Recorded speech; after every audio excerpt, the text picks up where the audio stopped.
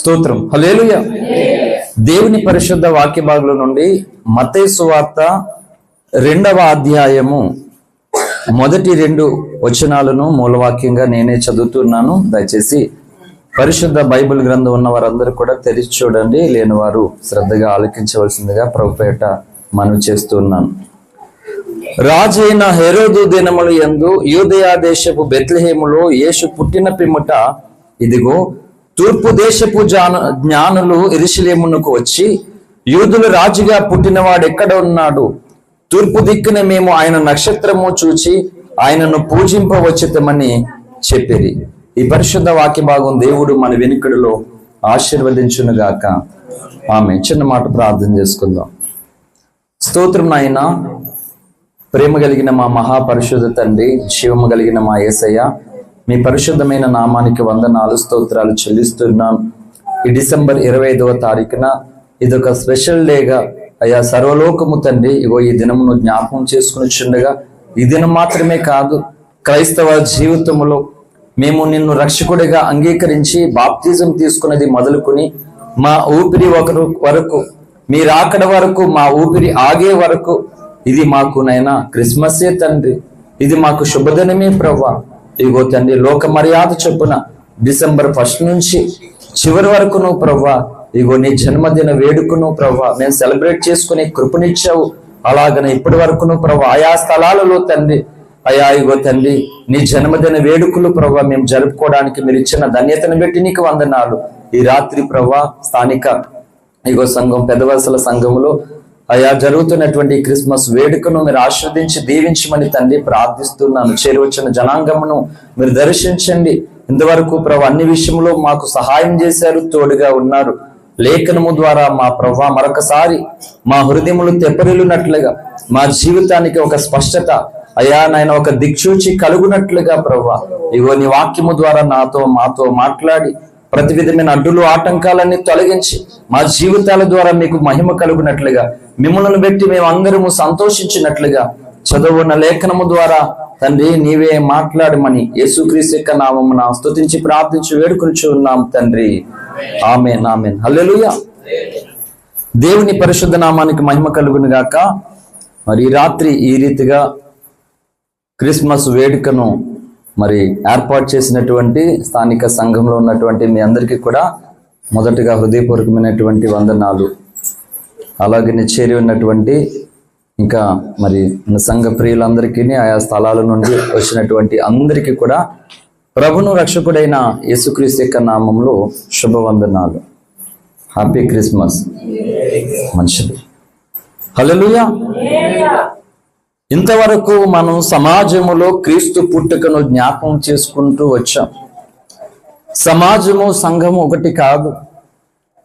సమాజములో ఉన్నటువంటి మనలను సంఘములోనికి పిలవడానికి క్రీస్తు తన రక్తాన్ని చిందించాడు, తన ప్రాణాన్ని పెట్టాడు.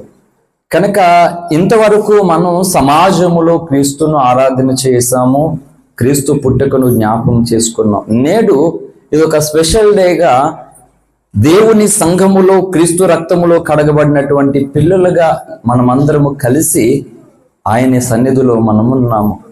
నేను చెప్తున్నాను, ఇప్పుడు ఈ రాత్రి పరిశుద్ధాత్మ దేవుడు మాట్లాడుచున్నటువంటి ఈ మాట నిన్ను నిత్యత్వములో దేవుని ఎదుట ఒక ఉన్నతుడుగా ఉన్నతరాలుగా నిలబెట్టడానికి పరిశుద్ధాత్మ దేవుడు ఇస్తున్నటువంటి దివ్య సందేశం ఇది. కనుక చాలా చిత్తశుద్ధితో ప్రతి మాట కూడా మన కొరకే, నా కొరకే అన్నటువంటి జాగ్రత్త కలిగిన వారిగా దేవుని మాట వినాలని సేవకునిగా ప్రేమపూర్వకమైనటువంటి విన్నపాన్ని తెలియపరుస్తున్నాను. హల్లెలూయా.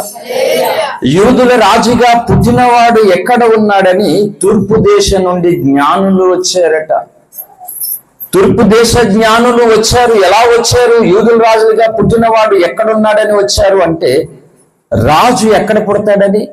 రాజు ఎక్కడ పుడతాడు? పశువుల పాకలో రాజు ఉంటాడని ఎవరు అనుకోరుగా.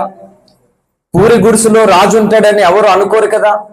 అంటే రాజు ఎక్కడుంటాడు అంటే రాజభవనంలోనే ఉంటాడని ఈ తూర్పు దేశ జ్ఞానులు ఆకాశములో క్రీస్తు పుట్టినప్పుడు ఉదయించిన ఒక నక్షత్రాన్ని చూసుకుంటూ ఆ నక్షత్రాన్ని వెంబడిస్తూ వచ్చారు. యోదయ మత గ్రంథాలలో మెస్సే అనబడినటువంటి దేవుడు క్రీస్తు పుట్టినప్పుడు ఒక తార, ఒక నక్షత్రం పుడుతుందని వాళ్ళ మత గ్రంథాలలో వారు రాసుకున్నారు. వారి మత గ్రంథాల్లో వ్రాయబడిన సంగతులను వారు పరిశోధించారు, పరిశీలన చేశారు. ఆ రీతిగా అప్పటి వరకు ఆకాశంలో ఆ చుక్క నక్షత్రం లేదు, అది సడన్ గా ఉద్భవించింది. దాని అర్థం ఏంటంటే రక్షకుడు పుట్టాడు, ఇదిగో ఆ నక్షత్రం ఎదుగో, ఆ చుక్క ఎదుగో, ఆ తార ఎదుగో అని ఈ తూర్పు దేశ జ్ఞానులు ఆ చుక్కను చూస్తూ, ఆ నక్షత్రాన్ని చూస్తూ దాన్ని వెంబడిస్తూ వచ్చారు. హల్లెలూయా. ఈ రాత్రి ఒక విలువైనటువంటిది చెప్తూ ఉన్నాను. ఎంత విలువైనది అంటే, నువ్వు ఇది సరిగ్గా వినకపోతే, ఫాలో అవ్వకపోతే ఇంకా 100% ఏంటంటే చాలా నష్టపోవడానికి నువ్వు సిద్ధంగా ఉన్నావని అర్థం. నీ క్రైస్తవ జీవితంలోనే సాక్షాత్తు దేవుడు నిన్ను దీవించాలని, దేవుడు నిన్ను ఆశీర్వదించాలని ఆయన అనుకుంటుండగా, నీ ఆశీర్వాదం, నీ దీవెన నాకు వద్దు, నేను పాడైపోవాలని ఉన్నాను, నేను నాశనం అవ్వాలని ఉన్నాను అనుకున్న వారైతే మీకు నచ్చినట్లుగా ఉండండి. దేవుడు ఎవరిని ఎప్పుడు కూడా బలవంతం చేయలేదు. ఆయన ఏంటి నక్షత్రము ఈ రోజు ఒక గొప్ప పాఠాన్ని మనకు నేర్పిస్తుంది. ఏంటి ప్రప్రథముగా మూల పురుషుడైనటువంటి అబ్రాహాముతో దేవుడు మాట్లాడినప్పుడు ఇలాగున్న దేవుడు అబ్రాహామును దర్శించాడు. ఆది కాండము 22వ అధ్యాయములోనికి రండి. అందరూ కూడా నా వాయిస్ మీకు ఇబ్బందిగా ఉంటది, ఎక్కువ కొంచెం అది సెట్ చేసుకోనండి. ఆది కాండం 22వ అధ్యాయము 17వ వచనం. నేను నిన్ను ఆశీర్వదించి ఆకాశ నక్షత్రముల వలెను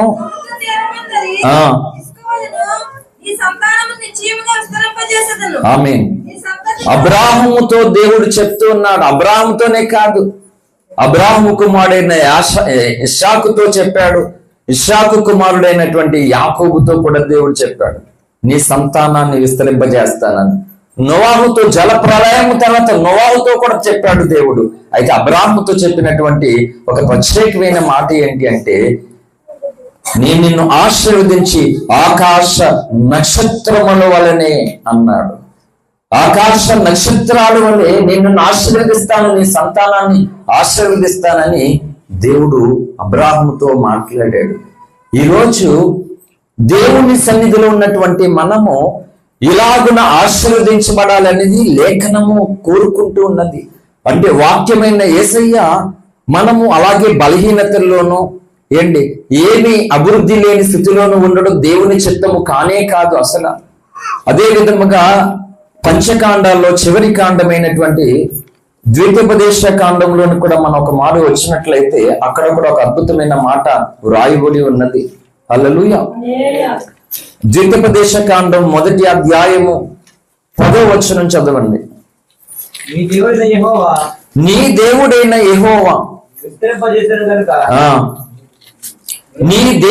యెహోవా మిమ్ము విస్తరింపజేసెను గనుక నేడు మీరు ఆకాశ నక్షత్రం వలె విస్తరించి ఉన్నారు. దానికి దీనికి డిఫరెంట్ ఏంటో చెప్తున్నాను. ఆదికాండం 22:7లో ఆకాశ నక్షత్రం వలె ఆశీర్వదిస్తానని చెప్పాడు దేవుడు. అది ఆదికాండం. అయితే నిర్గమకాండం, లేవ్యకాండం, సంఖ్యాకాండం, ద్వితీయోపదేశ కాండం, మళ్ళా ద్వి అనగా 2 అని అర్థం. అంటే చెప్పినటువంటి దానిని మళ్ళా దేవుడు రెండో మారు జ్ఞాపం చేస్తున్నాడు, రిమైండ్ చేస్తున్నాడు దేవుడు. అక్కడేమో ఆశీర్వదిస్తాను అన్నాడు, ఇక్కడేమన్నాడు? ఎలా ఉన్నారట అందరూ? ఆల్రెడీ ఆశీర్వదించబడ్డారు చెప్తుంది. అందుకే నక్షత్రములో నేడు మీరు ఆకాశ నక్షత్రములే విస్తరించి ఉన్నారు. చూడండి, ఇలాగా రక్షింపబడినటువంటి మన జీవితాలు ఒకవేళ యేసుక్రీస్తునందు విశ్వాసం ఉంచి రక్షణ పొందాము మనం. ఈ రక్షణ ఎంత గొప్పదో, ఈ రక్షణ ఎంత ఉన్నతమైనదో గనక అది నీకు అర్థమవుతే, నేను చెప్తున్నాను, క్రైస్తవులందరికీ అర్థం కాలేదు. రక్షణ పొందారు కానీ అర్థం కాలేదు అది ఎంత గొప్ప రక్షణనో. నిజంగా నీవు పొందిన రక్షణ ఎంత గొప్పదో కనుక నీకు అర్థమవుతే, నీవు జీవించే జీవితం ఎలా ఉంటదంటే, నీ కొరకు నువ్వు బ్రతకలేవు, బ్రతకడు సాధ్యం ఉండలేవు. నీవు నీ కొరకు నువ్వు బ్రతకవేండి, నీకోసం నువ్వు ఆలోచించుకో. మరి ఈరోజు తమ కొరకు తాము ఆలోచించుకుంటూ ఉన్నారంటే, తమ కొరకు తాము బ్రతుకుతున్నారంటే అర్థం ఏంటంటే ఈ గొప్ప రక్షణ వాళ్ళకి అంత అర్థం కాలేదు. హల్లెలూయా. అందుకని ఇది నీకు అర్థమవుతే నీవు నీ కొరకు బ్రతకడం మాని దేవుని కొరకు బ్రతకాలని ఆరాట పడతావు. ఎలా నేను ఆయనకి ఎలా ఉపయోగపడాలి, నేను ఎలా ఆయనను గణపరచాలి, ఎలా నా జీవితము ద్వారా ఆయనను ఈ లోకానికి నేను కనబరచాలని ఆరాటము ఆతృత నీ లోపల మరుగుతూ ఉంటదన్నమాట. హల్లెలూయా. రక్షణ పొంది నీవు ఇంకా ఈ భూ సంబంధమైనటువంటి జీవితంలో దీని కొరకే నువ్వు చింత కలిగి, దీని కొరకే నువ్వు ఆరాటపడి చివరకు మొత్తం నీ ఆయుష్, నీ ఆరోగ్యము, నీ జ్ఞానము, నీ ధనము, నీ బలము మొత్తం అంతా కూడా ఈ భూ సంబంధమైన వాటి కొరకే నువ్వు ఖర్చు పెట్టేస్తే పొందిన రక్షణ కొరకు నీవు ఏం చేసావు అని అడుగుతాడు దేవుడు. అందుకే చెప్తున్నాను, ఇది సమాజం కొరకు సందేశం కాదు. అందుకని ఒకవేళ మన పబ్లిక్ మీటింగ్లకు వచ్చినప్పుడు ఇదేంటి పాస్టర్ గారు వాక్యం చెప్పడం అని ఏదేదో చెప్తున్నాడు అని అనుకుంటారు చాలా మంది. అందుకే చెప్తున్నాను, ఇప్పుడు కంప్లీట్ గా వేరేది కాదు, కంప్లీట్ గా రక్షణ పొందినటువంటి మనందరికీ అవసరమైనటువంటి సందేశం. హల్లెలూయా.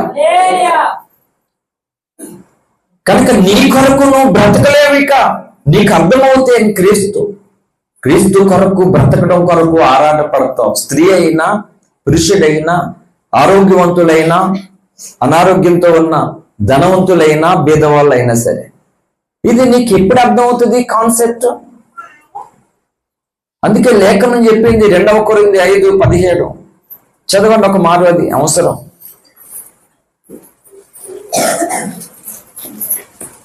అపోస్తులైన పౌలు గారు కొరింథీయులకు రాసినటువంటి 2వ పత్రిక 5వ అధ్యాయము 17వ వచనం చదువుదాం.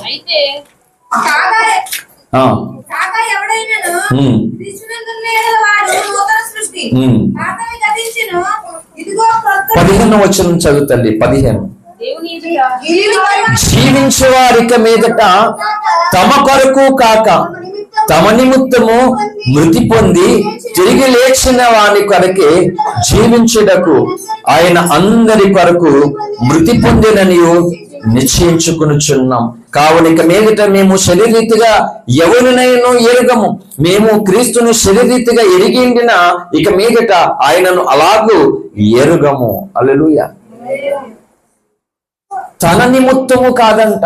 అంటే నీవు నేను పొందిన ఈ రక్షణ ఎంత గొప్పదో నీకు అర్థం కాగలిగితే, నీవున్న ఆ స్థితిలో నుండే, ఆ బలహీనతలో నుండే, ఆ ఇబ్బందిలో నుండే, ఆ ఇరుకులో నుండే నువ్వు క్రీస్తు కొరకు బ్రతకగలుగుతావు. హల్లెలూయా. ఈ మాటలు చెప్పినటువంటి పౌలు గారినే చెరసాలలో వేసి ఇనుప సంఖ్యల చేత బంధించేశారు. ఆయన చెరసాలలో వేశారు కదా, లాకప్ లో ఆ తాళం వేసి బంధించారు, పర్వాలేదు అలా ఉంచొచ్చు కదంటే, అదే చేతులకి కాళ్ళకి కూడా అవి బొండలు అంటారు అన్నమాట. ఏంటి వాళ్ళు కదలకుండా వారున్న స్థలంలో ఉండిపోయే విధముగా మొత్తం మళ్ళా చేతులకి కాళ్ళకి వేసేసారు, కదలకుండా. అంత భయంకరమైనటువంటి బంధకాలు ఉన్నాయి వాళ్ళు. ఆ స్థితిలో నుండే దేవుణ్ణి స్తుతించాడట పౌలు శీలు. హల్లెలూయా. ఈరోజు చెప్తున్నాను, గుర్తుపెట్టుకోండి, ఎవరికైనా ఒకటేలా, అప్పుడైనా అనారోగ్యమైన అవమానాలైనా ఏదైనా ఇవి మనకు ఒక బంధకాల మాట. ఇవన్నీ మనకి సంఖ్యలో మాట. ఈ బంధకాల నుండి, ఈ సంఖ్యలో ఉండి కూడా మనం ఏం చేయాలంటే ఈ రక్షణకర్త అయినటువంటి దేవుని కొరకు ఆశ కలిగి ఉండాలి, చింత కలిగి ఉండాలి.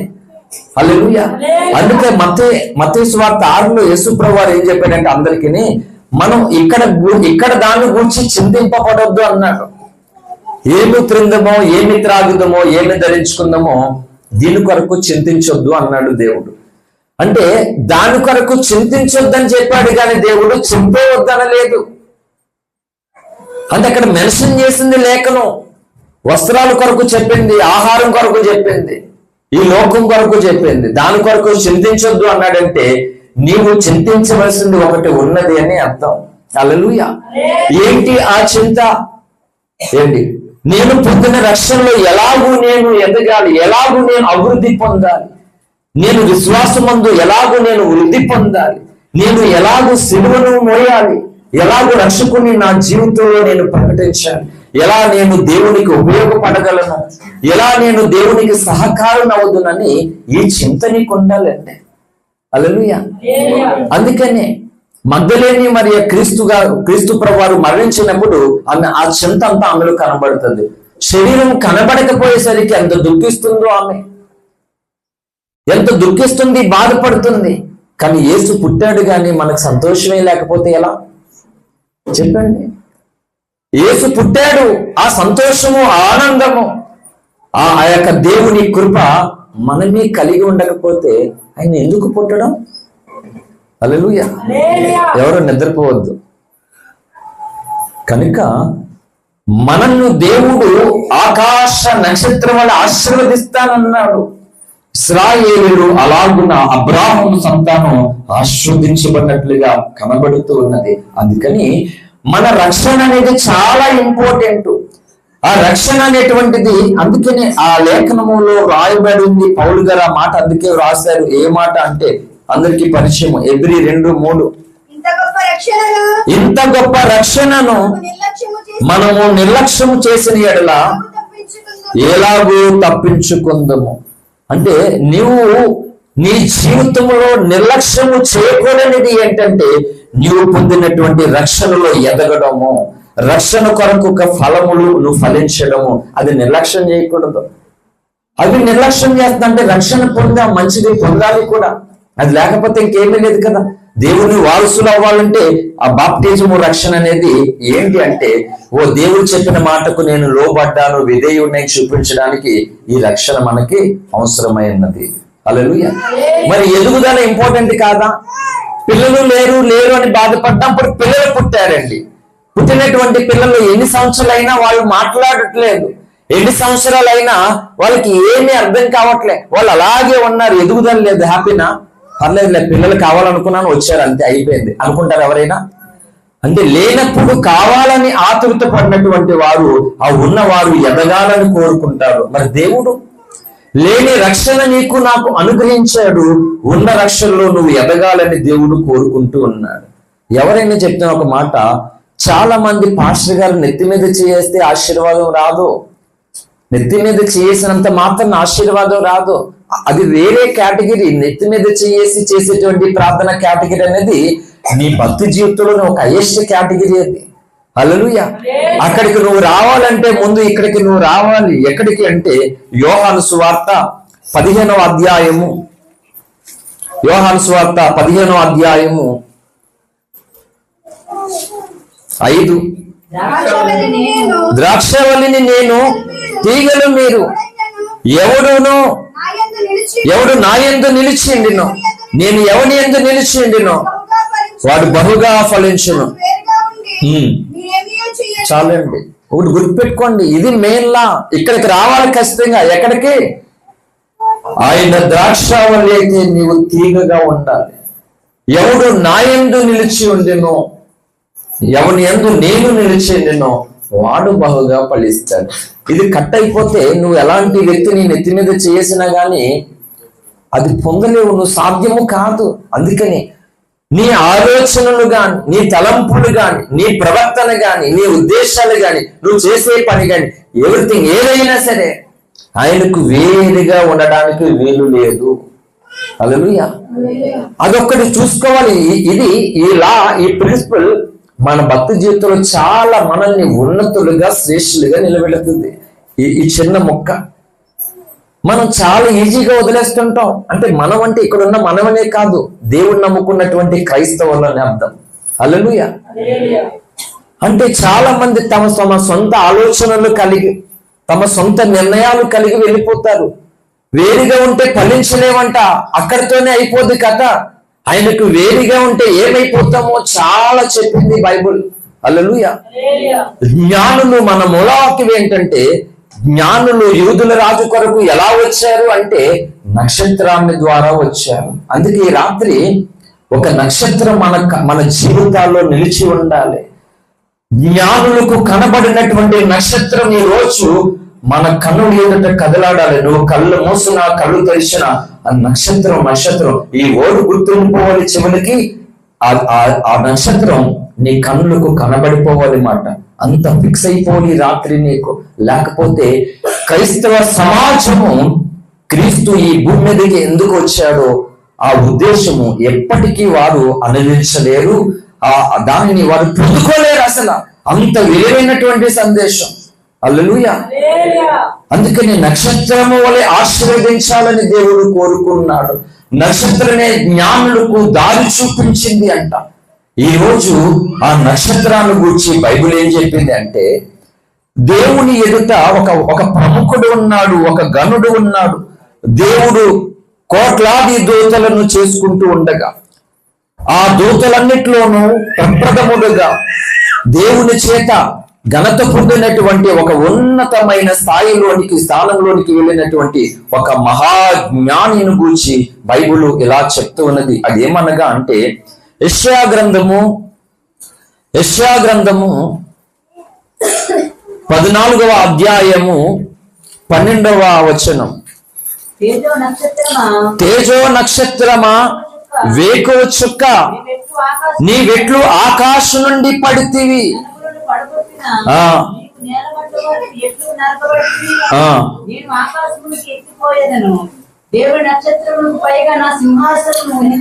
చాలండి, మెల్లమెల్లగా వెళ్దాం, కంగారు ఏమీ లేదు. మన సంఘమే గనక, పబ్లిక్ కాదు గనక కొంచెం ఫ్రీగానే వెళ్దాం, ఇబ్బంది ఏమీ లేదు.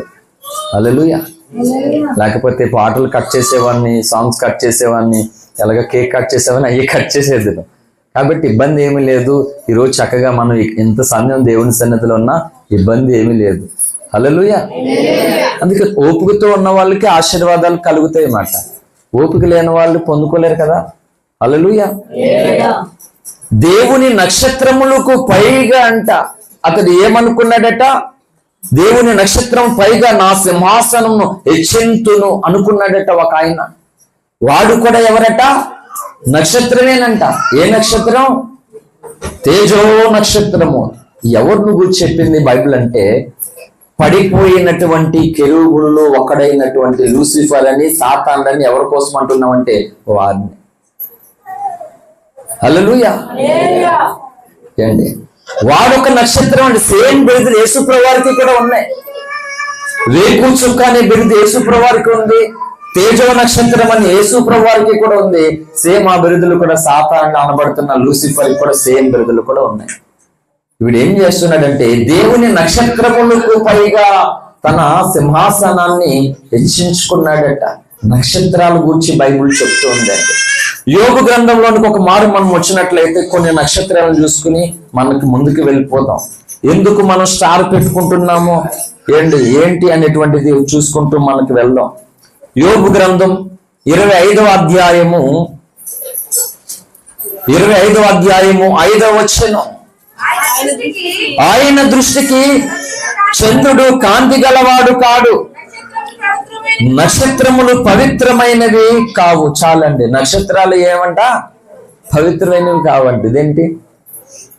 హల్లెలూయా. నక్షత్రాలు పవిత్రమైనవి కావంటున్నాడు అంటే నక్షత్రాలు పవిత్రం పరిశుద్ధంగా ఎలా ఉంటది అంటే, దేవుడు ఏ నక్షత్రాలను గురించి చెప్తున్నాడో మనం ఆలోచించాలి. పురాణాల ప్రకారంగా 27 నక్షత్రాలను గురించి చెప్పింది మాట. మనకి తెలుగు సంవత్సరాది దాంట్లో అశ్విని, భరణి దీంట్లోంచి మొదలవుతుంటాయి మాట 27 నక్షత్రాలు.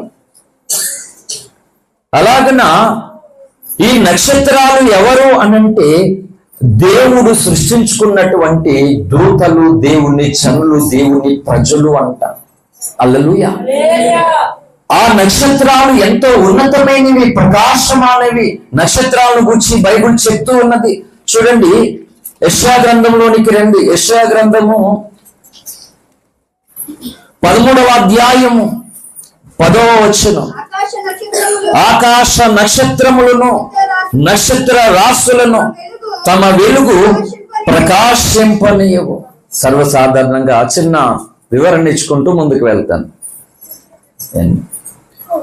ఈ భూమి చుట్టూ సూర్యుని చుట్టూ ఈ నవగ్రహాలు 9 గ్రహాలు తిరుగుతున్నాయి కదా.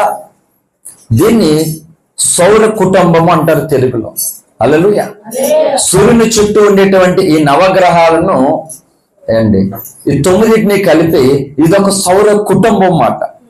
ఈ 9 గ్రహాలలో భూమి ఒక గ్రహం. హల్లెలూయా. సూర్యునికి చాలా దగ్గరగా ఉన్నటువంటి గ్రహాల్లో భూమి చాలా ఒకటి మాట. మిగిలిన చాలా ఇంకా దగ్గరగా ఉన్నాయి కానీ అక్కడ మనుషులు లేరు. అంటే సూర్యుడికి ఇది దూరంగా ఉన్నది అనుకుంటున్నా కానీ ఈ గ్రహంలోనే మనుషులు ఉన్నారు. ఇంకా దగ్గరగా ఉన్నటువంటి గ్రహాలు ఉన్నాయి, అక్కడ మనుషులు ఏ జీవరాశి కూడా లేదు. అందుకే సైంటిస్టులు ఇప్పుడు కూడా ఇతర గ్రహాలలో ఎక్కడైనా మనుషులు ఉన్నారేమో అని వెతుకుతూ ఉన్నారు. దీని గురించి దైవజనులు ఓఫెరయ్య గారు 1986లో దాని గురించి ఒక ఆర్టికల్ రాశారన్నమాట. 4 అడుగులు కలిగినటువంటి మనుషులు అమెరికాలో ఒక ప్రాంతంలో పొలములో వారి యొక్క వాహనం ఏదైతే ఉందో దాని మీద పడినటువంటి సంగతి. ఇది ఆయన చెప్పడమే కాదు కానీ ఇది చరిత్ర మాట. ఇది 1986లో జరిగినటువంటి స్టోరీ.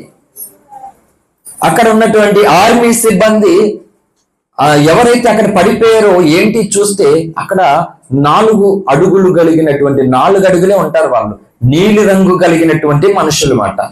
అందరూ డెడ్ బాడీలుగా ఉన్నారు, చనిపోయారు. ఇదేంటి వీళ్ళు మనుషుల్లా ఉన్నారు కానీ వేరుగా ఉన్నారు, 4 feet ఏంటి, 4 అడుగులు ఏంటి అని మేము ఒక ప్రయోగం చేసాము. అది ఫెయిల్ అయిందంటే ఏమీ కాదని అక్కడ ఉన్న జనాన్ని నమ్మించి వీళ్ళు ఆ బాడీని మార్చికి తీసుకెళ్లి పోస్ట్ మార్టం చేయడానికి తీసుకెళ్తే చాలా ఆశ్చర్యపోయారు. అయితే వీళ్ళు ఎక్కడ కూడా ఈ భూమండలం మీద ఉన్నటువంటి మనుషులు కానే కాదు వీళ్ళెవరు కూడా. వీళ్ళు అయితే ఏ గ్రహము అంటే ఇక్కడ ఉన్నటువంటి ఈ భూమి, బుధుడు, గురుడు, యురేనస్, నైట్రన్, ప్లూటో ఈ గ్రహాలలో ఏ గ్రహంలోనైనా మనుషులున్నాడేమో అని కోట్ల రూపాయలు, వేల కోట్ల రూపాయలు ఖర్చు పెడుతూ ఇంకొక జీవము ఎక్కడైనా గ్రహాల్లో ఉన్నదని వెతుకుతూ ఉన్నారు అన్నమాట. నేను చెప్తున్నాను, ఇప్పుడున్నటువంటి ఏ బోధకుడికి కూడా వీటిని గురించి తెలియదు. దేవుడు బయలుపరిస్తే తప్ప ఈ భూమండలం మీద ఏ సంగతి ఎవరికీ తెలియదు. దేవుడు కూడా ఏ సంగతి అయినా తన స్నేహితులకి, తన ప్రవక్తలకి చెప్పకుండా ఉండడట. అలాగే నా ప్రస్తుత తరములో ఈ ప్రత్యక్షతను పొందినటువంటి దైవజనుడు మనం వెంబడిస్తున్న ఆత్మీయ తండ్రి అపోస్తుల అద్దంకి రంజిత్ తోఫ్రీ గారు. హల్లెలూయా. ఇంకో గ్రహంలో ఉన్న మనుషుని జాడును కనుగొనడం మీ తరము కాదు, లక్షల కోట్లు వృధా అయిపోతే తప్ప మీ వల్ల కాదు అని రక్షకుని గురించి చెప్పవలసిన సంగతులు కూడా ఈ సైంటిస్టులకి కూడా దైవజనుడు అందించడం కూడా జరిగింది. ఎవరి ప్రయత్నాలు వాళ్ళు చేస్తున్నారు. అయితే మెట్టుకు నేను ఏం చెప్తున్నానంటే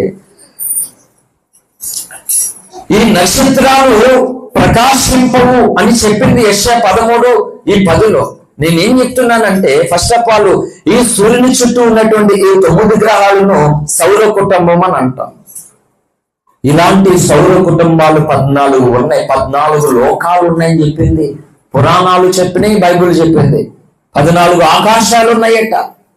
ఇలా దాన్ని గెలాక్సీ అని ఈ సూర్యుడి చుట్టూ ఉండేటువంటి 9 కలిపి సౌర కుటుంబం ఎలా అవుతుందో ఇలాంటి కొన్నిటిని కలిపి ఒక గెలాక్సీ అని, ఒక పాలపుంతని ఇలాగ చెప్పబడుతుంది. అందులోకి వెళ్ళానంటే అది మళ్ళీ చాలా ఖగోళ శాస్త్రం. ఇంకా 1 by 1 దాన్ని వివరించుకుంటూ ఎక్స్ప్లెయిన్ చేసుకుంటూ చాలా లోపలికి వెళ్ళిపోయి చిన్న ముక్క అంతే. చదువుకున్న పిల్లలకి సైన్స్ కొంచెం ఆటోమేటిక్ ఈ పదాలు వచ్చేసరికి ఈ పాలపొంత అంటే ఏంటి, ఈ గెలాక్సీ అంటే ఏంటి, నక్షత్ర మండలం అంటే ఏంటి అనేది మీరు గూగుల్ సెర్చ్ చేసుకున్న నక్షత్ర మండలం అంటే ఏంటంటే గూగుల్లోకి వెళ్ళి మీరు టైప్ చేసినా చెప్పేస్తుంది అనమాట. ఈ సముదాయాలు ఎలాగమాట, ఇలా సూర్యుని చుట్టూ ఉండే సౌర కుటుంబం ఎలాగా, ఇలాంటి సౌర కుటుంబాలన్నీ కలిపి ఇలాగ పాలపుంతని, వీటన్నింటి కలిపి గెలాక్సీ అని, ఇలా నక్షత్ర మండలని చెప్పుకుంటూ వెళ్తాయి. అయితే ఇవేంటంటే ఇవి ప్రకాశమానవి అంట, ప్రకాశిస్తూ ఉంటాయట. కానీ లేఖనం ఏం చెప్పింది ఇక్కడ, ఆకాశ నక్షత్రములను, నక్షత్ర రాశులను తమ వెలుగు ప్రకాశింపనీయవు అంటే ప్రకాశించే గాని ఎందుకో తమ వెలుగు ప్రకాశించడం లేదట, ఆగిపోయినాయి. హెజ్కేలు గ్రంథంలో దేవుడు చెప్తాడు చూడండి. హెజ్కేలు గ్రంథంలోనికి రండి. హెజ్కేలు గ్రంథము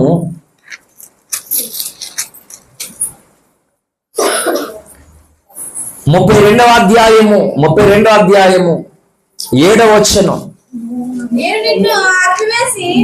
నేను నిన్ను ఆర్పివేసి ఆకాశ మండలమును మరుగు చేసేదను, నక్షత్రములను చీకటి కమ్మ చేసేదను, సూర్యుని మబ్బు చేత కప్పెదను, చంద్రుడు వెన్నెల కాయకపోవును. హల్లెలూయా. నక్షత్రములంట చీకటి కమ్మ చేసేస్తాను దేవుడు చేస్తాడట. ఎందుకు ఇలా చేస్తాడు? ఇంకా లేఖనం చెప్పింది ఏమని అంటే, చూడండి, ప్రసంగి గ్రంథంలోనికి రండి. ప్రసంగి భక్తుడు, జ్ఞాని అయిన ప్రసంగి సొలొమోను రాసినటువంటి ప్రసంగి గ్రంథం 12వ అధ్యాయము 2వ వచనం. తేజస్సునకు సూర్య చంద్ర నక్షత్రములకును చీకటి కమ్మకముంది. వాన వెలిసిన తర్వాత మేఘములు మరలా రాకముందే. ఆమేన్. ఆపండి ఒక మారు. ఏంటంటే చూడండి, ఇలాగా దేవుడు రాబోతున్నాడు, రెండవ మారు రాబోతున్నాడు ఈ భూమి మీదకి. దేవుడు వస్తున్నప్పుడు ఏమవుతుందని తెలుసా? సూర్య చంద్ర నక్షత్రాలు తమ కాంతిని కోల్పోతాయంట. ఏంటి? చంద్రుడు నలుపుగా మారిపోతాడు, సూర్యుడు నలుపుగా మారిపోతాడు, చంద్రుడు ఎరుపుగా మారిపోతాడు. అదే ఆ రోజు ఎన్నో పాటలు వచ్చాయి రాకడ కొరకు. దుర్దినములు రాకముందే అనేటువంటి పాటలు కూడా వచ్చాయి. సముద్రంలో చేపలన్నీ చచ్చిపోయి సముద్రంలో నీరంతా రక్తముగా మారిపోతుందట, ప్రకటన గ్రంథంలో చెప్పబడినట్లుగా. అంటే ప్రభువు రాకడ వచ్చినప్పుడు ఈ నక్షత్రాలు అన్ని కూడా తమ కాంతిని కోల్పోతాయట.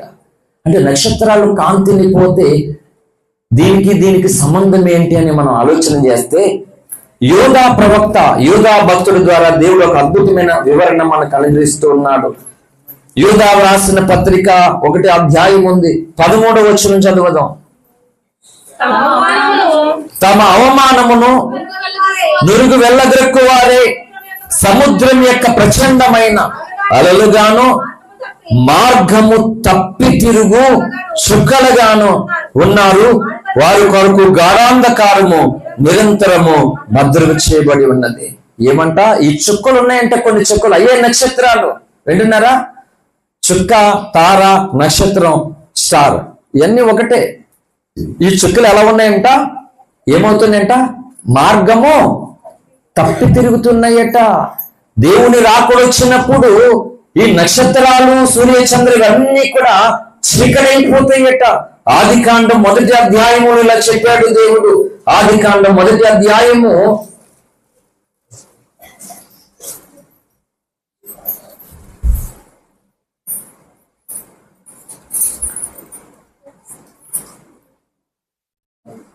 15-16 వచనాలు. 15 చదువుదాం. 3. భూమి మీద వెలిగించుటకు అవి ఆకాశాల మందు జ్యోతులయుండు గాకని పలికెను. ఆ ప్రకారమైన దేవుడు ఆ 2 గొప్ప జ్యోతులను, అనగా పగటిని ఏలుటకు పెద్ద జ్యోతిని, రాత్రిని ఏలుటకు చిన్న జ్యోతిని, నక్షత్రములను చేసెను. ఏలుటకు అంట చేశాడంట దేవుడు నక్షత్రాలను. అంటే ఏంటంటే ఆ యొక్క వెలుగు, ఆ ప్రకాశము ఇక్కడ కలగడానికి కొరకు దేవుడు చేశాడు అంట. హల్లెలూయా. వస్తున్నాను, లేఖల్లోనికి వస్తున్నాను. ఏంటి? దైవజనుడు రాసినటువంటి, భక్తుడైనటువంటి దావీదు రచించినటువంటి 148వ కీర్తనలోనికి కూడా రండి ఒక మారు. 148వ కీర్తన 3వ చరణం. సూర్య చంద్రులారా ఆయనను స్తుతించుడి, కాంతి గల నక్షత్రములారా. ఇప్పుడు అందరూ నన్ను చూడండి. ఇప్పుడు చాలా లేఖనాలు చెప్పాను కదా మీకు. హల్లెలూయా. చూడండి అందరూ కూడా. కొంచెం ఓపిక తెచ్చుకుని ముగించేస్తాను. యోబు గ్రంథం 25లో చెప్పబడినట్లుగా పవిత్రమైనవి కావు అంట నక్షత్రాలు. ఏంటి? యెషయా గ్రంథం 13లో చెప్పినట్లుగా అవి తమ కాంతిని ప్రకాశింపకపోయాయట. 14లో చెప్పినట్లుగా ఏంటి? ఆ తేజో నక్షత్రము వేకు చుక్క పడద్రోయబడిందంట. ఆదికాండంలో చెప్పాడు. అసలు ఈ నక్షత్రాలను ఎందుకు చేసావయ్యా నువ్వు చెప్పు. What is the reason? ఏ కారణం చేత నక్షత్రాలను చేసావంటే, ఇగో ఏలుటకు అంటే తమ కాంతిని, తమ ప్రకాశాన్ని, తమ మహిమను అనుగ్రహించడానికి పగలిని ఏలుటకు పెద్ద జ్యోతిని, రాత్రి నేలుటకు చిన్న జ్యోతిని, నక్షత్రాలను. సూర్యుడు పగలు, రాత్రి చంద్ర నక్షత్రాలను దేవుడు చేశాడట. ఇవి ఎలా పవిత్రమైనవి కావు అన్నాడు యోబు. ఇవి ఎలా తమ శక్తిని పోగొట్టుకున్నాయి? యెషయా 13:10 ప్రకారంగా, ఇక యోధా 1:13 ప్రకారంగా మార్గము తప్పాయంటే ఈ చుక్కలు. ఈ కీర్తన 148:3 అంట ఏం చేసాయంటే ఈ నక్షత్రాలు ప్రభువుని స్తుతించేయట. రెండు మూలవాక్యంలోనికి అడుగుపెట్టి ముగిస్తాను. చూడండి, ఇప్పుడు నక్షత్రం నేర్పిస్తున్న పాఠం ఏంటి? ఆమెను పడుకోనివ్వకండి. హల్లెలూయా. పడుకున్న వారి మీదే ఉంటుంది నా చూపు. హల్లెలూయా.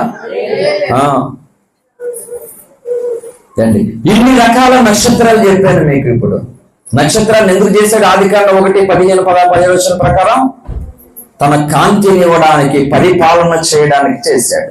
హల్లెలూయా. ఇప్పుడు యేసయ్యా నన్ను ఎందుకు చేశావు నువ్వు ఈ భూమి మీద? ఇన్ని బాధలు నేను ఒక్కదాన్ని పడలేకపోతున్నాను. ఇన్ని బాధలు నేను ఒక్కనే. రండి, ఎవరైనా చూడండి, కదిపారు అక్కడ. రండి త్వరగా, ఎవరొకరు. హల్లెలూయా. మనల్ని ఎందుకు చేశాడు యేసయ్య చెప్పండి. చూడండి అమ్మా, అందరు చూడండి. ఇలాగా చాలా క్రిస్మస్ చూసాం కదా, చూడలేదా మనం? ఇదేనా ఫస్ట్ క్రిస్మస్ మనకి? నాకు 21వ క్రిస్మస్ ఇది. నేను రక్షణ పొందిన కాంచి 20 పూర్తయింది. 21వ క్రిస్మస్ నాకు. మీకు?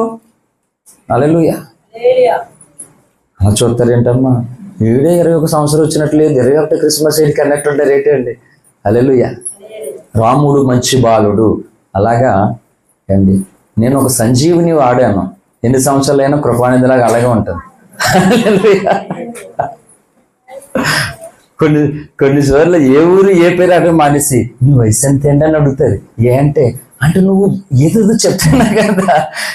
చెప్తున్నా కదా అంటే కుర్రోళ్ళకి ఆ సంగతులు, కుర్రోళ్ళు ఆ మాటలు, అంటే పెద్ద మాటలు మాడితే వయసు అడుగుతారు. ఆ ఊరు పేరు అడగచ్చు కదా, ఎక్కడ పెరుగో అడగచ్చు కదా. వయసు ఎంత అడుగుతావు? పిల్లనిస్తావా? లేదు, పిల్ల అందుకే ఇక్కడ పక్కనెట్టే అవసరాన్ని పెట్టి. Hallelujah. I'm busy no vacancy. Ramudu మంచి బాలుడు. హల్లెలూయా. దేవుడు ఎందుకు చేశాడు? బోల్డ్ క్రిస్మస్లు అన్ని జరుపుకుంటున్నాం. స్టార్లు ఎంతమంది ఎట్టారు ఇంటి కదా? నేను రాత్రి ఎట్టాను, అందరూ వస్తారు ఊర్లోకి, పాస్టర్ గారు స్టార్ కూడా ఎట్టలేదు ఇక్కడ అసలు అని అంటారేమని చాలా కష్టపడి కాకినాడ నుంచి వచ్చి ఏంటి 3 గంటలకు భోజనం చేసి పైకెక్కి మొత్తం చాలా తిప్పలు పడ్డాను. నేను ఏదో కరెంటు దాంట్లో సీనియర్ లాగా మొత్తం ఎక్కేసి ఈమెను ఎంత తీసుకున్నాను మళ్ళా. హల్లెలూయా. ఎక్కేసి మొత్తం అవన్నీ పెట్టేసి స్టార్ వెలిగించేసాను మొత్తానికి. హల్లెలూయా. పాస్టర్ గారు మంచి బాల్ అండి, భలే ఎట్టాడండి. ఎంతమంది పెట్టలేదా స్టారు? పెట్టలేదా? అదేంట్రా బాబు, ఈరోజు పండగ పూట అక్కడ తినేత్తవేట్రా బాబు. హల్లెలూయా. నిజమేంటి, అసలైన పండుగ ఏంటో నేను చెప్తున్నాను. క్రైస్తవ జీవితంలో ఇంతవరకు నువ్వు అనుభవించని, రుచి చూడని అసలైనటువంటి పండుగ ఈ ప్రసంగం మాట. హల్లెలూయా. అంటే పండుగ లేకపోతే ఏమవుతుంది? యేసయ్య గారితో పాట ఉంటది, మనోహారం మహాబలం. యేసయ్య దేవుని సన్నిధిలో పాటలు పాడితే పండగ, పాడిన వారికి దండగ. చాలా మందిని పిలిచాను. హల్లెలూయా. చూసారా, ఇలా అనిపించుకుంటారని అర్థం కాలేదు ఎవరికైనా. హల్లెలూయా. అందుకే గుంపుతో కలిసిపోవన్నమాట. చాలా మంది పేరు పెట్టి మనం పిలిచాను. దండగ. పాడిన వారికి పండగ, పాడిన వారికి దండగ. అలాగని పాడమన్నాను కదా అని సమయభావం లేకుండా శుభ్రంగా పాడుకుంటూనే దండగే. ఏదైనా సరే క్రమముగాను, మితంగాను, సమయానుకూలంగాను ఉండాలి. అందుకనే చూసుకుంటాం ఈ పాటలు సెక్షన్ అన్ని చూసుకుంటూ వెళ్ళవలసి వస్తుంది. ఎందుకంటే ఇవన్నీ కూడా దీనికి ఇబ్బంది కలగకూడదని. పాస్టర్ గారు పాట ఇవ్వలేదు చూసావా, ఒక్క పాట పాడితే కొంపలు మునిగిపోతాయా అనుకోవచ్చు. 5 నిమిషాలు ఇస్తారు మాకు కొన్నిసార్లు ప్రసంగం. 5 నిమిషాల్లోనే ప్రసంగం చేసేస్తాం, 5 నిమిషాల్లో సాక్ష్యం చెప్పేస్తాం. నువ్వు పాటే కదా అనుకుంటాం. చాలా చాలా ఇంపార్టెంట్ అండి. రాకపోతే పాడకపోవడం వెళ్ళే, కానీ వచ్చిన వాళ్ళు పాడకపోవడానికి ఏంటంటే సిగ్గంట. ఏంటండి బాబోయ్, బోల్ సిగ్గు. ఎన్ని క్రిస్మస్లో పాలుపంపులు పొందారండి సిగ్గుపడేవాళ్ళు? ఇంత సిగ్గు భయపడిపోతున్నవారు ఎన్ని క్రిస్మస్లు చూశారు ఇప్పటి వరకు? ఒక మాట చెప్తున్నాను, ఈరోజు సిగ్గుని సమాధి చేయాలని దేవుడు కోరుకుంటున్నాడు. నీ పిరికితనాన్ని, నీ భయాన్ని, సిగ్గుని సమాధి చేయాలనుకుంటున్నాడు. పండగ ఊరికే రాదు, నీకు దండగ కలిగించే దాన్ని విడిచిపెడితేనే పండగ. హల్లెలూయా. మరియమ్మ తల్లి కూసి ఒక మాట చెప్తాను మీకు. చక్కటి భక్తిపరురాలు, ప్రార్థనాపరురాలు, పరిశుద్ధురాలు, చక్కటి భక్తుడితో వివాహం నిశ్చయించబడింది, ఎంగేజ్మెంట్ అయ్యింది. ప్రార్థన చేసుకుని చూడగా గబ్రియేలు దేవదూత ప్రత్యక్షమై దయాప్రాప్తురాలా నీకు శుభం అని చెప్తే, దేవుడు నా ప్రార్థన ఆలకించి ఏదో శుభాన్ని ఆశీర్వాదాన్ని నాకు పంపించడేమో, ఎలాగ నాకు పెళ్లి సెట్ అయింది కదా పలానా ఆయనతో, ఏదో శుభవర్తమానం దేవుడు పంపించినట్టున్నాడు అని మురిసిపోయింది. ఈలోగా చెప్పాడు, ఏంటయ్యా ఆ శుభం అంటే, నీవు గర్భవతి. షాక్. ఏంటయ్యా మీరు, నేను గర్భవతి అవడం ఏంటి?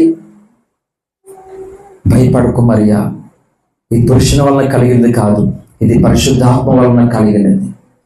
అయ్యగారు అంటున్నారు, చిన్నజీయర్ స్వామి గారు, ప్రతి మహర్షికి ప్రతి స్వామీజీకి సవాల్ చేస్తాను నేను ఇలాగున. హల్లెలూయా. కన్యక కుమారుని ఎలా కన్నది అని ఆ మాటను అపకారముగా అపహాస్యం చేస్తూ, ఆ మాటను తప్పుపడుతూ, ఆ మాటలో పరమార్థాన్ని ఆత్మీయతను ఏ మాత్రం తెలుసుకోవాలన్న సంస్కారం ఇంగిత జ్ఞానము లేకుండా మాట్లాడుతున్న ఏ మహర్షి అయినా ఏ స్వామి అయినా సరే సవాల్ చేస్తాను. మిగిలిన వారి పుట్టుకలను గురించి కూడా మాట్లాడాలి. మరియమ్మ యేసు ప్రభువాన్ని కన్నప్పుడు పుట్టుకను ఎలాగో తప్పుపట్టే రైట్స్ మీకు ఎలా వచ్చాయో, మిగిలిన వారి పుట్టుకలు వీళ్ళందరూ ఎలా పుట్టారో, ఏ లేఖనముల ద్వారా పుట్టారో అవి కూడా చూపించాలి. అంత పెద్ద మాట మాట్లాడేది ఈజీయే. ఒక నోటితో ఒక వ్యక్తిని విమర్శించడం, దూషించడం ఈజీయే, కానీ కాపాడుకోవడం చాలా కష్టం మాట. అందుకే చెప్తున్నాను, స్వామి వివేకానంద లాంటి ఆ నాయకులు, ఆ జ్ఞానులు వాళ్ళు దూషించి మాట్లాడలేదు. ఎందుకంటే జ్ఞానము వారికి అబ్బింది గనక. హల్లెలూయా. జ్ఞానము వారికి అబ్బింది కనుక జ్ఞానయుక్తంగానే మాట్లాడు. కన్యక ఎలాగా కుమారుణ్ణి కంటదని సభలో, వేల మంది సభలో అయ్యగారు మాట్లాడుతున్నారు. చిన్నజీరి గారు, రెండయ్య మాట్లాడదాం, ఎలాగ కన్నదో చెప్తాను. నీ గ్రంథాలలోనూ కూడా మిగిలిన వారు ఎలా కన్నారో నాకు కూడా నువ్వు ఎక్స్ప్లెయిన్ చేయాలి. సమాజము అంగీకరించినట్లుగా ఇది సత్యము, ఇది ధర్మము, ఇది న్యాయము అని వారు అంగీకరించినట్లుగా నువ్వు ఎక్స్ప్లెయిన్ చేయాలి. నేను ఎక్స్ప్లెయిన్ చేస్తాను మరియా కోసం. ఓకే, హల్లెలూయా. నువ్వు సిగ్గుపడుతున్నావు కదా, సిగ్గు సమాధి అంటున్నాను కదా, ఎలాగో చెప్తున్నాను వినండి. ఇంత ఉత్తమరాలు ఆ గబ్రియేలు దేవుడు పంపించిన దేవదూతగా లోబడి ఇప్పుడు చేసుకోబోతున్నటువంటి వ్యక్తి కూడా ఇంత గర్భవతిని తెలిస్తే చేసుకుంటాడా? అప్పుడు వరకు గుడికి వెళ్ళి ప్రార్థనలో భక్తులు ఎదిగిన ఆమెకి గర్భం వస్తే ఇది దాసేదా? దాగితే ఏంటి, దాచుకుంటే దాగేదా గర్భం? అవదు కదా, దాచుకునేది కాదు కదా, ఏమైనా దాచుకోవచ్చు. ఇప్పుడు ఊరు వాడ చుట్టాలు, బంధువులు, స్నేహితులు అప్పటి వరకు ఎంత భక్తురాలు అని చెప్పుకున్నటువంటి ఆమె మీద కనబడుతుంది కదా, సాక్ష్యం ఉంది కదా. ఇప్పుడు ఏమనుకుంటారు అందరూ చెప్పండి? ఇంకా నువ్వు సిగ్గుపడుతూ దేవుని పనికి దూరంగా ఉన్న సిగ్గుపడాలి నిజంగానే. హల్లెలూయా. పిరికితనంతో, భయంతో దేవుడు అప్పగించినటువంటి దానికి, దేవుడు కోరుకున్నటువంటి దానికి ఈ కారణాలు పెట్టుకుని దూరంగా వెళ్తున్నటువంటి నీవు మరియమ్మను చూసి సిగ్గుపడాలి. ఇంతమంది అవమానిస్తారు నా భక్తిని, నా నీతిని, నా నిజాయితీని. ఇప్పుడు నేను ఆమెకి చెప్పుకోవడానికి రైట్స్ లేదు, ఏమీ లేవు. ఎందుకంటే కనబడుతుంది కదా గర్భం, ఏమీ లేవు. దేవుని కొరకు క్రీస్తుని భూమి మీద ఇవ్వడము కొరకు అంత ఘోరాతి ఘోరమైనటువంటి నిందల పాలైపోయింది మరియమ్మ. నువ్వు సిగ్గుపడుతున్నావు, ఇంకా సిగ్గుపడాలి నిజంగానే అండి. ఏ సిగ్గు రెండు రకాల సిగ్గు రెండు రకాలండి. ఒకటి పెద్దలంటే సిగ్గు, స్త్రీలు పురుషులంటే అంటే మగాళ్ళు ఉన్నారు అందరూ మాట్లాడితే బాగోదు, ఇలాగ గౌరవముతో కూడినటువంటి సిగ్గు మాట. అంటే పిరికితనము, భయము, భక్తి అనేటువంటి సిగ్గు. ఇది కామన్ గా ఇప్పుడు పాట పాడకపోవడం, ప్రార్థన చేయకపోవడం, ఈ సిగ్గులన్నీ ఏంటంటే గౌరవముతోను, ప్రేమతోను, భయంతోను, ఈ విధమైనటువంటి మనుషుల వల్ల ఈ సిగ్గు మాట. రెండో రకమైన సిగ్గు ఉంది. ఏ సిగ్గు అంటే మనము పనికి వచ్చే స్థితిలో ఉండవలసిన స్థితిలో పెట్టాలని ఆయన అనుకుంటే పనికి రాని స్థితిలోకి వెళ్ళిపోయే స్థితి, అది ఘోరమైన సిగ్గు మాట. ఆ సిగ్గు నొంగనని చెప్పాడు దేవుడు, నా జనునికి అన్నాడు సిగ్గు నొంగరు అన్నాడు. ఏ సిగ్గు అది? అయ్య బాబోయ్, రిబ్కమ్మకి సిగ్గేసిందంట. ఎవరిని చూసి? ఇస్సాకును చూసి. వెంటనే ముసుకేసుకుంది. హల్లెలూయా. వెళ్ళిపోయింది గుడారంలోకి. ఆ సిగ్గు వేస్టా? అది భక్తితో కూడిన సిగ్గు, గౌరవంతో కూడిన సిగ్గు. ఈ రోజు నువ్వు ఏ సిగ్గుతో ఉన్నావు చూసుకో దేవుని సంఘంలో. భక్తితో కూడిన సిగ్గు అంటే భక్తి నీ ద్వారా జరగాలి. భయముతో కూడిన సిగ్గు అంటే ఆ పనికి అడ్డులు తొలగించుకోవాలి. అంతేగాని సిగ్గుపడిపోయి ఎవరికి దూరం అవుతున్నావు నువ్వు? చెప్పండి, ఇప్పుడు మంచిదా నీకది? మరియమ్మ ముందుకొచ్చి ఇంత అవమానాలు పొంది రక్షకుణ్ణి కన్నదండి. ఎన్ని నోళ్ళు ఈ రోజుకి కూడా 2000 సంవత్సరాలుగా ఆమెను అనేక మంది మూర్ఖులు అవమానిస్తూనే వచ్చారు ఇప్పటికీ కూడా. హల్లెలూయా. ఆయనను మన ద్వారా చూపించడానికి నువ్వు అడ్డు పెట్టుకుంటున్నావు అంతే, ఏమి చేయలేడు దేవుడు. నువ్వే అడ్డు పెట్టుకుంటే ఆయన ఏం చేస్తాడు? మరి నీ ఇష్టం, సరే ఉండు అంటాడు అంతే. హల్లెలూయా. కనుక నక్షత్రాలు దేవుణ్ణి స్తుతిస్తూ ఉన్నాయట. ఎందుకు దేవుడు నిన్ను నన్ను చేశాడు అంటే మూలవాక్య ప్రకారంగా చూడండి. అలాగా జ్ఞానులకు సైతము మార్గము చూపే అసలైనటువంటి స్టార్ గా నువ్వు ఉండాలని దేవుడు కోరుకుంటున్నాడు. ఎవరు ఈ నక్షత్రం అంటే నీవే ఈ నక్షత్రం, వేరెవరూ కాదు. క్రీస్తునందు విశ్వాసం ఉంచి రక్షణ పొందినటువంటి ప్రతి ఒక్కరు కూడా ఎలా ఉండాలని దేవుడు కోరాడంటే నక్షత్రం వలె ఉండాలని దేవుడు కోరుకున్నాడు. హల్లెలూయా. ఈ 143 ప్రకారముగా దేవుని నామమును సన్నుతించి స్తుతించి ఆనందించి ఆరాధించే నక్షత్రముగా నువ్వు ఉండాలని దేవుడు కోరుకున్నాడు. అందుకని ఆదికాండం 1:15 ప్రకారంగా ఈ ప్రకాశమానమైనటువంటి స్థితి చేయడానికి నిన్ను నన్ను దేవుడు ఏర్పాటు చేసుకున్నాడు. హల్లెలూయా. అయితే ఈ నక్షత్రాలు అపవిత్రమైనాడు యోబు 2:25లో. ఎలా ఈ అపవిత్రాలు? ఈ నక్షత్రము దేవుని నక్షత్రములకు పైగా తన సింహాసనం హెచ్చించుకున్నదట. అందుకని ఆ నక్షత్రం పడదోయబడ్డాయట. వాడు లేకపోవచ్చుగా తేజో నక్షత్రం అంట. హల్లెలూయా. కనుక యోధ 1:13 ప్రకారం ఏంటంట, దేవుని రుచి చూసి, వినండి ముగింపులో ఉన్నాం, దేవుని రుచి చూసి దేవుడు ఎలాంటి వాడో తెలిసి అయినా దేవుని మాటకు లోబడరట, దేవుని మాటను వినరట, పాటించుకోరట. ఏం పర్లేదులే మన పాస్టర్ గారే కదా, ఏమన్నా మీ పాస్టర్ గారు నేను వెలిగించలేడు. ఏంటి? వెలగాలని ప్రార్థిస్తాడు, వెలగడం కొరకు ఎంకరేజ్ ఆఫ్ ద వర్డ్ ప్రకటిస్తాడు తప్ప పాస్టర్ గారు నేను వెలిగించలేడు. హల్లెలూయా. పరిశుద్ధాత్ముడు నిన్ను వెలిగిస్తాడు మాట. హల్లెలూయా. కనుక దేవుని దగ్గరే ఉన్నటువంటి ఈ గొప్ప నక్షత్రము గర్వించి అంట, హెచ్చించుకునంట, దేవుని నక్షత్రములకు పైగా హెచ్చించుకున్నాడంట. ఇప్పుడు చెప్పండి, ఎవరు దేవుని నక్షత్రాలు? చెప్పండి అమ్మ అందరం, ఎవరు దేవుని నక్షత్రాలు? ఎవరు దేవుని నక్షత్రాలు పైగా హెచ్చించుకుందంటే చూడండి, దేవుడు రేపు తన అమూల్య పరిశుద్ధమైన రక్తాన్ని చెల్లించి ఆ రక్తములో కలగబడినటువంటి తన జనాంగమును నిత్య రాజ్యానికి వారసుడు చేసుకున్నాడు. ఇదంతటికి క్రీస్తును నాయకుడిగా, వీళ్ళందరూ క్రీస్తు రాణిగా చేయడానికి దేవుడు కోరుకుంటే దీని అంతటి పైగా అంటే దేవుడు తనకిచ్చినటువంటి తన జనులంతటి పైగా అధికారిగా వాడు ఉంటాడట, నాయకుడిగా వాడు ఉంటాడట. అందుకని 2 వారాల క్రితం ఇక్కడ ఎవరు నీ అధికారిని ఏంటి ఒక ప్రసంగం చేశాను ఇక్కడ, ఎవరు నీ అధికారి? ఈయన ఉంటాడట అందరికంటే పైగా. ఎవరికంటే పైగా అంటే దేవుడు తన రక్తం చెల్లించి ఏంటి విమోచించుకున్న తన జనులందరికంటే పైగా. అంటే ఏ నక్షత్రాలుగా లోకానికి ప్రకాశమానంగా ఉండాలని దేవుడు కోరుకున్నాడు. ఆ నక్షత్రాల గట్ట వీడు నాయకుడు అవుతాడట. ఒప్పుకుంటాడా దేవుడు? హల్లెలూయా. అందుకని నేను ఈ క్రిస్మస్ నాడు ఎలా దేవుడు కోరుకుంటున్నాడు, ఎలా ఉండాలని. అసలు ఈ క్రిస్మస్ అనేది కాదు, క్రీస్తు జీవితంలో ఎప్పుడైతే నువ్వు ప్రవేశించావో, క్రీస్తు ఎప్పుడైతే నీ జీవితంలో ప్రవేశించాడో అప్పుడు నీవు అసలైన ఒక నక్షత్రముగా వెలగాలి అంట. వెలగాలంటే ఏం చేయాలో బైబిల్ చెప్తూ ఇలాగ ఉన్నది. దానియేలు గ్రంథంలోనికి రండి. ఆల్మోస్ట్ మనం ముగింపులోనికి వచ్చాం, 3 భాగాలు అయిపోయింది, లాస్ట్ లోకి వచ్చాం. దానియేలు గ్రంథము 13వ అధ్యాయము చివరి అధ్యాయము 12వ అధ్యాయము 3వ వచనం 4 చదవండి. బుద్ధిమంతులైతే ఆకాశ మండలంలోని జ్యోతులను పోలిన వారే ప్రకాశించెదరు. నీతి మార్గమును అనుసరించి నడుచుకున్నట్లు ఎవరు అనేకులు త్రిప్పుదరో వారు నక్షత్రం వల్లే నిరంతరమును ప్రకాశించెదరు. హల్లెలూయా. మరి ఇందాక ఈ నక్షత్రాలు ప్రకాశించలేదు అన్నాడు యెషయా 13:10లో. ఇక్కడ ఏం చెప్పింది?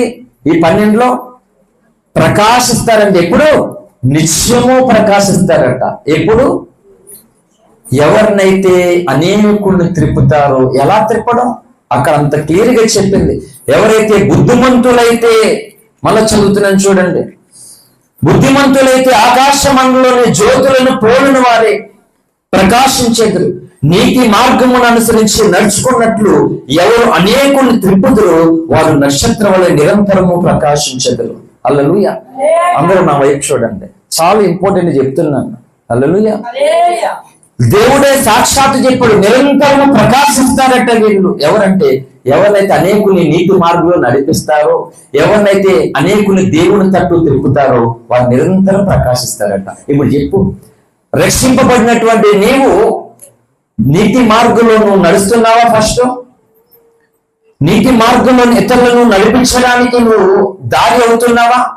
చెప్పండి. లేకపోతే నేను చెప్తున్నాను, క్రైస్తవులైన మనం క్రిస్మస్ జ్ఞాపకం చేసుకోవడమే దండగా. 100 క్రిస్మస్ వేడుకల్లో, అంటే 100 సంవత్సరాల క్రిస్మస్ వేడుకల్లో ఈ ప్రిన్సిపల్ ఇలా మనం తెలుసుకోకపోతే, నేర్చుకోకపోతే, పాటించకపోతే ఇంకో 100 క్రిస్మస్ ఆరాధనలో మనం పాలు పంపులు పొందిన, ఇంకో 100 సంవత్సరాలు క్రిస్మస్ సెలబ్రేట్ చేసుకున్నా దమ్ముని ఉపయోగం లేదు నీకు నాకు. హల్లెలూయా. నీతి మార్గములు నడిపించాలంటే అనేకుల్ని నడిపించాలంటే ఫస్ట్ నీవు నేను నీతి మార్గంలో నీతిని అనుసరించి నువ్వు నేను నడవాలి. అప్పుడు నడిచేవాడే నడిపిస్తాడు. నువ్వే నడకపోతే ఇంకొకరిని నడిపిస్తావు. అందుకని సాతానుడు ఏం చేస్తున్నాడు తెలుసా? నువ్వు ఇంకొకరు నడిపిస్తావా, ఇంకొకరికి సువార్త చెప్తావా, ఇంకొకరి కోసం ఉపవాసం ప్రార్థన చేస్తావా? అందుకని వాడు ఏం చేస్తా తెలుసా? ప్రార్థన చేస్తుంటే శ్రమలు వచ్చేసినట్లుగా, ప్రార్థన చేస్తే కష్టాలు వచ్చేసినట్లుగా నిన్ను నన్ను ఈ సుడుల్లోకి తీసుకుని వస్తాడు.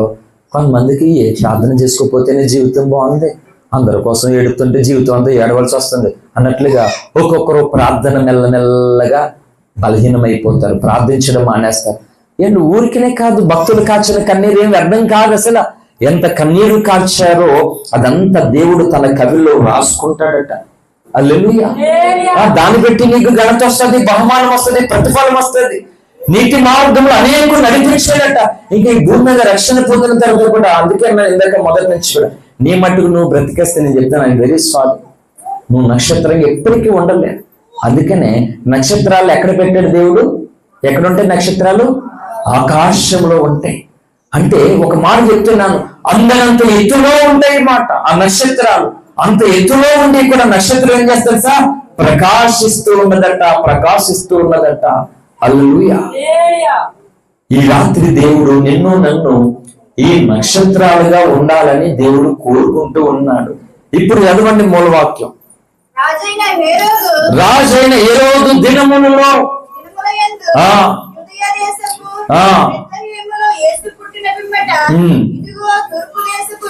తూర్పు దేశపు జ్ఞానులు యెరూషలేమునకు వచ్చి యూదుల రాజుగా పుట్టిన వాడు ఎక్కడున్నాడని. హల్లెలూయా. చాలండి. ఎక్కడి నుంచి వచ్చారంట జ్ఞానులు? తూర్పు దిక్కు నుండి వచ్చారు. వచ్చి ఏమడుగుతున్నారు? యూదుల రాజుగా పుట్టినవాడు ఎక్కడ అని అడుగుతున్నారు. ఎవరిని? హేరోదుని అడుగుతున్నాడు. హల్లెలూయా. వాడు ఒక్కసారి ఉలుక్కుపడ్డాడు. ఏమంటారా మీరంటే, యూదుల రాజుగా పుట్టాడని ఒక ఆయన ఎక్కడున్నాడంటే, నేను ఇక్కడ యోధా ప్రజలకు రాజుగా నేనుంటగా ఇంకొక రాజు పుట్టడి పెట్టి అని ఏమంటున్నాడంటే ఏమి ఎరగనట్టు. అది చూడండి, ఆ కింద వచ్చిన చదవండి, మత్తయి సువార్త 2వ అధ్యాయము ఆ కిందలోనికి రండి. రాజు ఏం మాట్లాడుతున్నాడో చూద్దాం. మీరు వెళ్ళి ఆ శిష్యు విషయమే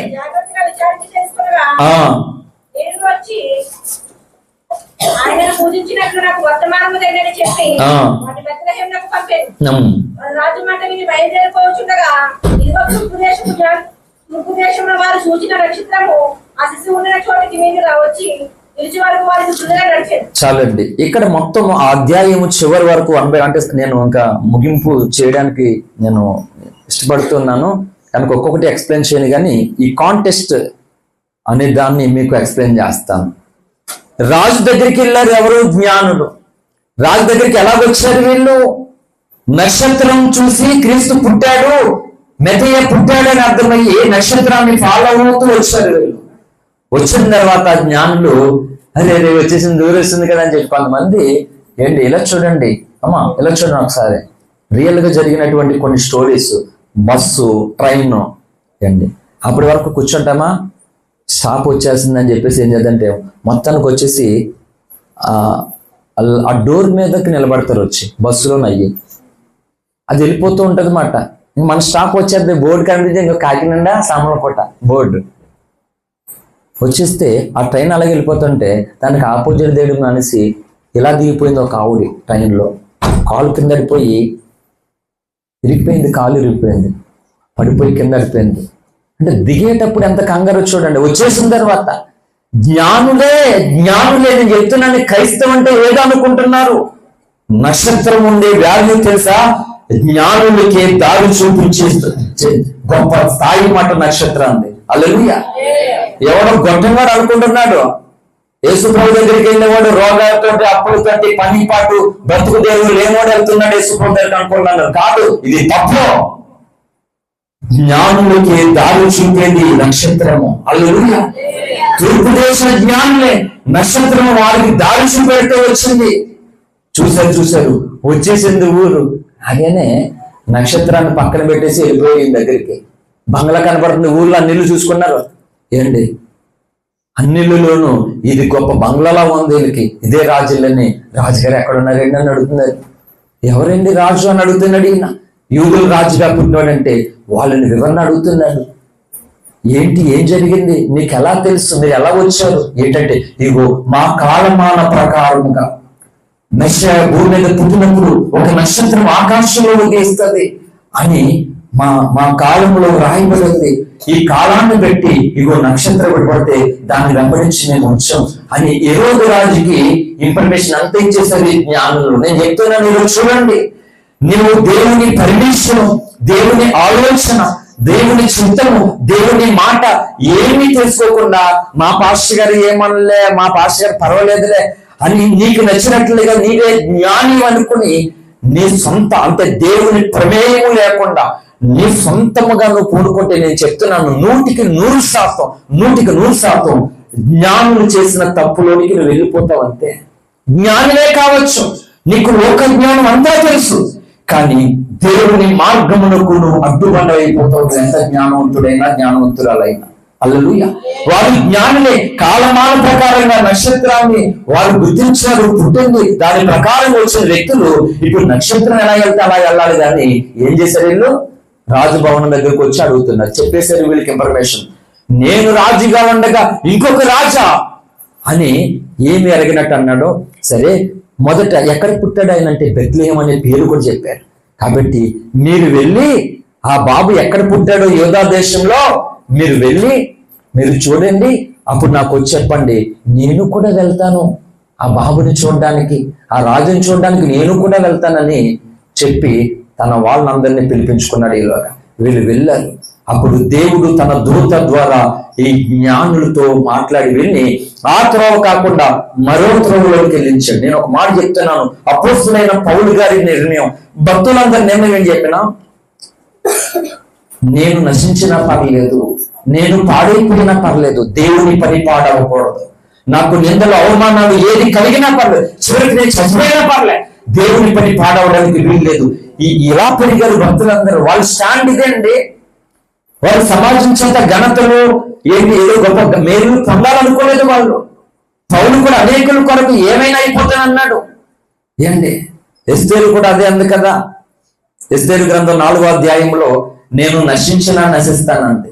అంటే ప్రజలందరి శ్రేయస్సు కొరకు, క్షేమము కొరకు, దైవ కార్యము ప్రజలు గుర్తించడం కొరకు, దేవుని కార్యం జరగడం కొరకు నేనేమైపోయినా పర్వాలేదనుకున్న వాళ్ళు నక్షత్రాలు. హల్లెలూయా. దేవుని పని ఏమైనా పర్లేదు, నేను నాకు ఇబ్బంది కాకూడదు, నాకు కష్టం కాకూడదు, నాకు నష్టం రాకూడదు అని అనుకున్నటువంటి వారు నేను చెప్తున్నాను ఎప్పటికీ నక్షత్రాలు కాదు. ప్రార్థనా పరులు అంటే అర్థం ఏంటంటే కొంతమంది చెప్తారు నాకు, వాళ్ళు చాలా ప్రార్థనా పరులు అంట అని చెప్తారు. అవునా, ఓకే, వాళ్ళ ప్రార్థనా పరుల మంచిది. మరి ప్రార్థనా పరులు అయినప్పుడు లేఖనాలకు విలువ ఇవ్వాలి ఇవ్వకూడదా? చెప్పండి ఒక మాట యథార్థంగా. చాలా మంది పరిశుద్ధులు అంట మంచిది, చాలా జ్ఞానవంతులు అంటే ఇంకా మంచిది, చాలా ప్రార్థన పరులు అంట మంచిది. మరి లేఖనాన్ని నెరవేర్చాలి లేదా? వీళ్ళ జ్ఞానము, వీళ్ళ పరిశుద్ధత, వీళ్ళ ప్రార్థన, లేఖనాన్ని నెరవేర్చాలి లేకపోతే లేఖనాన్ని అడ్డుపెట్టాలా? అంటే ఇప్పుడు ఈ జ్ఞానులు, పరిశుద్ధులు, ప్రార్థనా పరులు ఇప్పుడు ఏం చేస్తున్నారు చెప్పండి? లేఖనాలను అడ్డగిస్తూ ఉన్నారు. హల్లెలూయా. అందుకే చెప్తున్నాను, ఎవరికి వాళ్ళకే ఉంటాయి సొంత ఐడియాలజీ అనేది, ఇండివిజువల్ గా ప్రతి వారికి ఉంటాయి. కానీ ఎప్పుడైతే నువ్వు క్రీస్తుని కలిగి ఉన్నావో నీ ఇండివిజువాలిటీ అనేది నీకు ఉండకూడదు నీకు. అది నిన్ను సృష్టించిన వాడు నీకు భర్త ఉన్నాడని యెషయా 54:5 ప్రకారముగా నాకు నీకు మనందరికీ భర్త ఆయనే. కాబట్టి ఆయన పర్మిషన్ మనకి అవసరము, ఆయన సలహా మనకి అవసరం. అది తీసుకోకుండా నీకు నచ్చిన వేళను వెళ్ళిపోతే నీ బ్రతుకు కాలంలో నువ్వు నక్షత్రంగా ఉండలే. కొంతమంది భక్తి నేర్చుకున్నారు, కొంత జ్ఞానం సంపాదించారు, కొంత మాటగారితనం నేర్చుకున్నారు. వీళ్ళని గురించి చెప్పింది బైబిల్ ఏమనంటే యోగా 1:3 వీళ్ళు దేవుని మార్గాన్ని తప్పిపోయి తిరుగుతున్న చుక్కలట, వీళ్ళు ఆ ప్రకాశమానమును కోల్పోయినటువంటి చుక్కలట. ఈరోజు క్రైస్తవ సమాజంలో 3 మంది జ్ఞానులు ఉన్నారండి. ఎంతమంది జ్ఞానులు ఎంతమందికి దారి చూపెట్టగలుగుతున్నారు? నక్షత్రాలుగా చూపెట్టట్లేదు. ఇప్పుడు కన్ఫ్యూజ్ చేసేస్తున్నారు సంఘాలని, సమాజాన్ని కన్ఫ్యూజ్ చేసేస్తున్నారు మాట. హల్లెలూయా. అందుకని చెప్తున్నాను, ఈ జ్ఞానులే వాళ్ళు. కానీ వాళ్ళు చేసినటువంటి తెలుగు తక్కువ పని ఏంటి?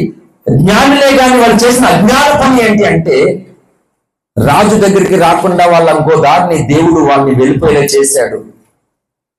ఈ రాజు వీళ్ళు వస్తారు, ఎక్కడి నుంచో వెళ్ళారు, ఎక్కడున్నాడో ఆ జాడు చెప్పు వస్తారని ఎదురు చూస్తున్నాడు. వీడికి అర్థమైపోయింది ఇంకా వెళ్ళిన వాళ్ళు రాలేదని. అప్పుడు తన జనులందరినీ పిలిపించి ఏం చెప్పాడు ఈ రాజు అంటే, 2 సంవత్సరాలు పైబడి కింద వరకు ఉన్నటువంటి అందరినీ కూడా మగపిల్లల్ని చంపేయండి అన్నాట. అప్పుడు పుట్టింది ఇర్మియా ప్రవక్త ద్వారా ప్రవచనము, రామాలు అంగలార్పు కలిగేను. ఏంటి పుట్టినది పిల్ల మొదలుకొని 2 సంవత్సరాలు అంటే వీళ్ళు వెళ్ళిన ఆ కాలమాన ప్రకారంగా లెక్కేసుకున్నారు. ఈ రాజు వీళ్ళు వెళ్ళి ఎంతకాలమైన అంత లెక్కేసుకుని ఇప్పుడు పుట్టాడని చెప్పిన కాంచి ఇంకా ఆ సమాచారం ఇంకా రాలేదు కదా, ఆ కాలం వరకు వీళ్ళు లెక్కేసుకుంటే 2 సంవత్సరాల వయసు వస్తుంది పుట్టిన బాలుడికి. అప్పుడు ఏం చెప్పంటే 2 సంవత్సరాల లోపులో ఉన్న పిల్లలందరినీ కూడా చంపేయండి, మగ పిల్లల్ని అని చెప్పాడు మాట. ఎందుకు చంపబడ్డారు ఈ 2 సంవత్సరాల పిల్లలు చెప్పండి? ఎవరి అజ్ఞానం?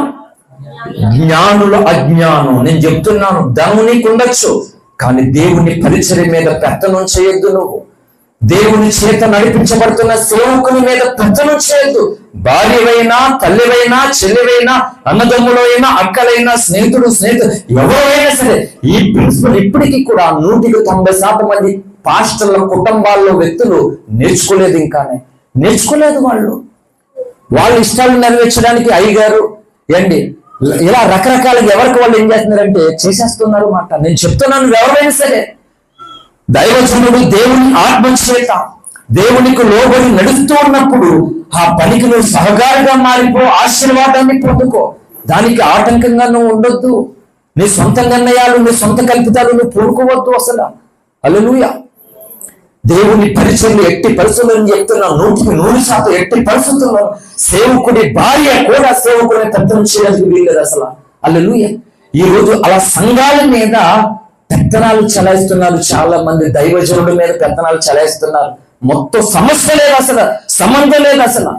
మిగిలినటువంటి నీ ఉద్యోగమా, నీ వ్యాపారమా, దాని మీద సరే ఒక సలహా తీసుకో, ఒక ఆలోచన తీసుకో.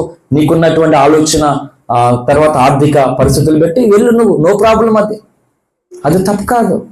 ఫలానా వ్యాపారం చేయాలనుకున్నా వెళ్ళు, ప్రార్థన చేసుకుని వెళ్ళు, తప్పలేదు. అంతేగాని దేవుడు జరిగిస్తున్న తన పని మీద నీ సొంత పెత్తనం అనేది చేయడానికి వీళ్ళు. దానివల్ల సంఘము చచ్చిపోతుంది. ఈ సంగతి తెలియట్లేదు సంఘాలకి, పాస్టర్లకి తెలియట్లేదు, పాస్టర్ గారికి తెలియట్లేదు. ఎవరికి నచ్చిన పెత్తనాలు వాళ్ళు చేయడం మొదలు పెట్టేశారు మాట. హల్లెలూయా. అందుకని మీరు అలాంటి పని ఎట్టి పరిస్థితుల్లో చేయడానికి వీల్లేదు. దైవజనుడి చేత దేవుడు నడిపిస్తున్న కార్యములకు లోబడమే నీ పని, విధేయత చూపడమే నీ పని. ఎలా నేను ఉపయోగపడాలి, ఎలా నేను సహకారిగా మారిపోలేని అదే నీ పని తప్ప. కానీ ఏంటి నీకు నచ్చినట్లుగా నువ్వు డెసిషన్స్ ఇవ్వడానికి వీలు లేదు అసలు. ఇది తెలియట్లేదు జనాలకి. హల్లెలూయా.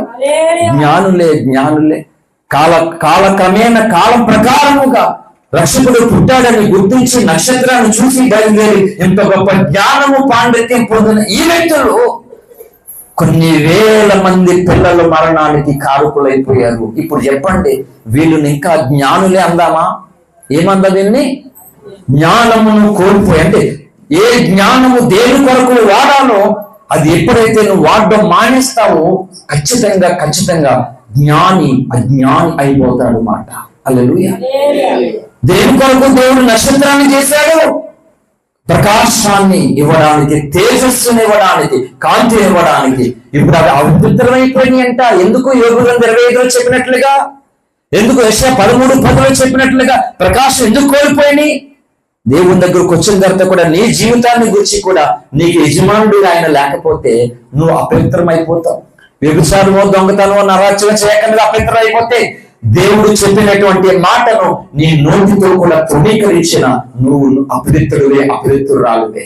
హల్లెలూయా. చాలా మందికి అర్థం కావట్లేదు. ఏదో వాక్యం వినాలి, వింటున్నామంటే, ఏదో ప్రార్థనకి రావాలి, వస్తున్నా, ఈ వేలో వెళ్ళిపోతున్నారు. కానీ నీవు వెలుగునిచ్చే ఒక నక్షత్రంగా ఉండడం వరకు దేవుడు ఏర్పాటు చేసుకున్నాడు. ఈ సంగతి నువ్వు తెలుసుకోవాలి. ఇప్పుడు చెప్పండి, నీవు ఈ లోకానికి అలా వెలిగిస్తున్నావా? మత్తయి సువార్త 5:14 చెప్పబడింది అదే, మీరు ఈ లోకానికి వెలుగై ఉన్నారు. ఉన్నావా మనం?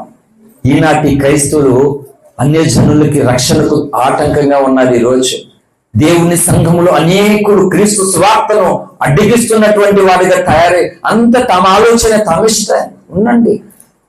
క్రీస్తు రెండవ రాకడ సమీపిస్తున్నప్పుడు ఏం జరుగుతుందని చెప్పింది యెషయా గ్రంథం చెప్పింది 37లో, ప్రసంగి గ్రంథం 12:2 ఏం చెప్పింది? సూర్య చంద్ర నక్షత్రాలు తమ కాంతిని కోల్పోతాయట. హల్లెలూయా. ఏంటి దాని ఆత్మీయ అర్థం అంటే, దేవుడు వస్తే రాకల్లో ఎత్తబడిపోదామో, నేను ప్రాంతంలో కనిపెడుతున్నానని సంతోషపడిపోతున్నటువంటి అనేక మంది క్రైస్తవులు ఈ తేజస్సును కోల్పోతారు అని అర్థం. హల్లెలూయా. తమ కాంతిని కోల్పోతారు. రాకడ సమీపిస్తున్నప్పుడు అనేకులు ఎత్తబడే గుంపులో ఉండరు మాట. ఎందుకంటే ఆ ప్రకాశమానమైన ఏ నక్షత్రాలు కాంతిని కోల్పోయాయి, అపవిత్రమైపోయినాయి, పాడైపోయినాయి మాట. ప్రమాదం వాళ్ళకి. ఎందుకంటే యోధావతి 13 చెప్పినట్లుగా మార్గము తప్పి తిరుగుతున్నటువంటి చుక్కలు అంట ఇవి, చుక్కలు. హల్లెలూయా. కాబట్టి అనేకులనంట నీవు నీతి మార్గములో క్రీస్తు దగ్గరకు నడిపించడానికి ఎవరైతే పూనుకుంటారో వారు బుద్ధిమంతులే, ఆకాశ మండలంలో గొప్ప జ్యోతులు వలె ఉంటారట. వీరు నిరంతరము ప్రకాశిస్తారట, నిరంతరము. అందుకే చెప్తున్నాను, భక్తుని జీవితంలో రోగాలు, కష్టాలు, నిందలు, అవమానం ఇవన్నీ కూడా ప్రకాశించడానికి ఉపయోగపడే సాధనాలు ఇవన్నీ కూడా. హల్లెలూయా. ఏంటి ఎలగాలంటే, దీపం ఎలగాలంటే చెప్పాను లాస్ట్ టైం చిన్నవలసలో ప్రసంగం చేశాను. నీ దీపం కోసం, నీ దీపం వెలుగుతుందా అనేటువంటిది, ఆరిపోతుందా అని ప్రసంగం చేశాను కదా. దీపం వెలగడానికి ఏముండాలని చెప్పాను వారు? వెలిగించేవారు కావాలి. సుసు అంటారేటమ్మా సైనవల్లాగా. ఇక్కడ సుంచుంది అమ్మ, ఉందా? వెళ్ళిపోయింది. అది ఏమో క్రిస్మస్ అని వెళ్ళిపోయిందేమో బయటికి. దానికి ఏమీ అడతలేదు ఎవరు ఇక్కడ. అది అప్పుడప్పుడు ఆదివారం వచ్చి అంటుంది మాట. దాని సౌండ్ ఎక్కువ వినపడుతుంది. మాకైతే చిన్నవాసులు పైన ఉంటాయి రాజులు. హల్లెలూయా. చెప్పండి, ఇప్పుడు ఏంటి? వెలిగించేవాడు ఉండాలి, ఒత్తు కావాలి, నూనె వద్దా? మరి చెప్పరా? ఏది లేకపోయినా దీపం వెలగదు. హల్లెలూయా. మరి మనం వెలగాలంటే ఏమొద్దా? నువ్వు దేవుడి సన్నిధిలో వచ్చి కనబడితే చాలా, కొన్ని రాకపోతే మానేది సరిపోద్దా? చాలా మంది ఇంకా చెప్తున్న మాట గుర్తుపెట్టుకోండి. రాని వారి సంగతిని పక్కన పెడదాం. వచ్చి కూడా దేవుని కృపను పోగొట్టుకోకూడదు. అసలు చాలా మంది వచ్చి కూడా మనసు ఎక్కడో పెట్టుకుంటారు. వినరు, వాక్యం వినరు. తెలుసు, దేవునికి తెలుసండి. నేను చెప్తున్నాను, క్రైస్తవ సంఘాలలోనూ ఏంటి వచ్చి కూడా వాక్యం వినరు అని ఖచ్చితంగా 100% నేను సాక్ష్యం ఇస్తాను. ఎందుకంటే మత్తయి సువార్తలో లేఖనం సాక్ష్యం ఇస్తుంది. ఏమని అంటే, తలాంతుల కథలో ఫలించని చెప్పింది. ఫలించలేని వాళ్ళు పక్కన పెడతాం. రాతి నేల, త్రోవ పక్కన, ముళ్ళ పొదలు, ఆ విత్తనాలు కాదు నేను చెప్పేది.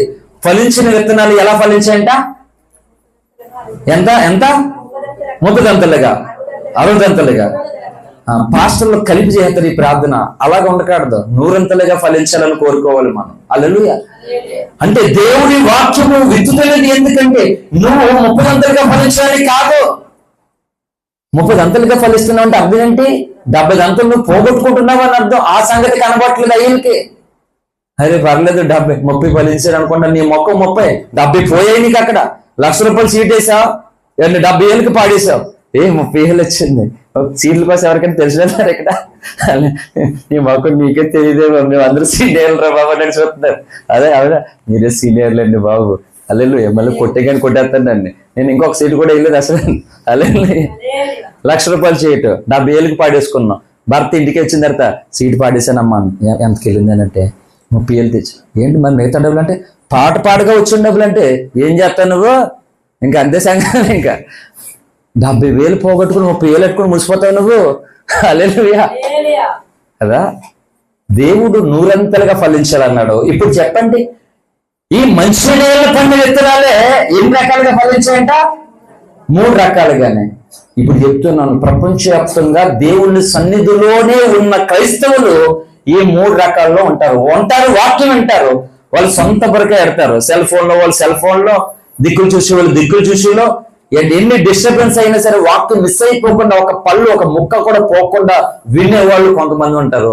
మిగిలిన బొద్దెంక పడినా సరే గందరగోళమే. ఏదో పులి వచ్చేసినట్లుగా, ఎలకొత్తేసార్లు పులి వచ్చినట్లుగా అయిపోతారు అన్నమాట. హల్లెలూయా.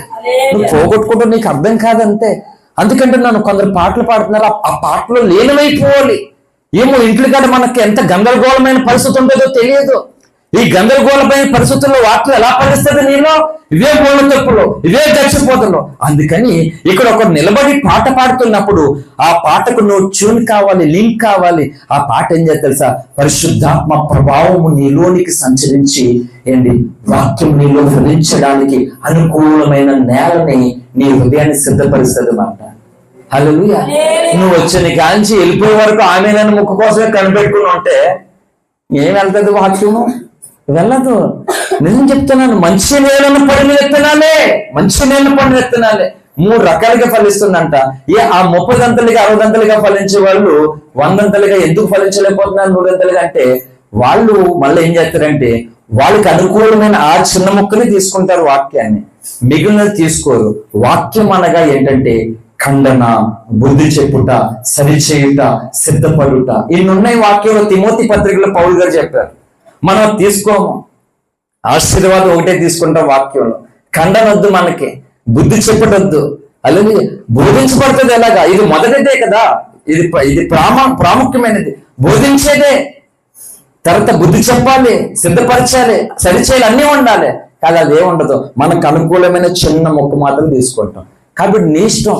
అందుకంటున్నాను, ఎలాగున్న దేవుని ఇక్కడేనే కాదండి, ఏ సంఘానికి వెళ్ళినా, ఏ ప్రార్థనకి వెళ్ళినా ఎలాగూ వెళ్ళావు కదా, వెళ్ళిన తర్వాత అసలు ఏది మిస్ అవ్వడానికి వీల్లేదు. దేవుడు సంచరిస్తుండగా, ఆత్మదేవుడు తన కార్యం జరిగిస్తుండగా అందులో రమంతైన మిస్ అవ్వడానికి వీల్లేదు. ఇలాంటి మండుతున్న హృదయంతో, ఇలాంటి ఆశతో నువ్వు దేవుని సన్నిధిలో కనబడినప్పుడు నేరుగా ఆ వాక్యము నువ్వెంతగా నీలో ఫలిస్తుంది మాట. హల్లెలూయా. అది లేకపోతే నువ్వు వ్యర్థాలు అయిపోతావు, చోటు ఇవ్వకపోతే వ్యర్థమైపోతావు.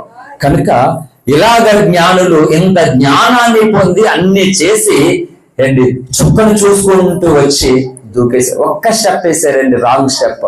సొంత ఐడియాలు ఉపయోగించొద్దు.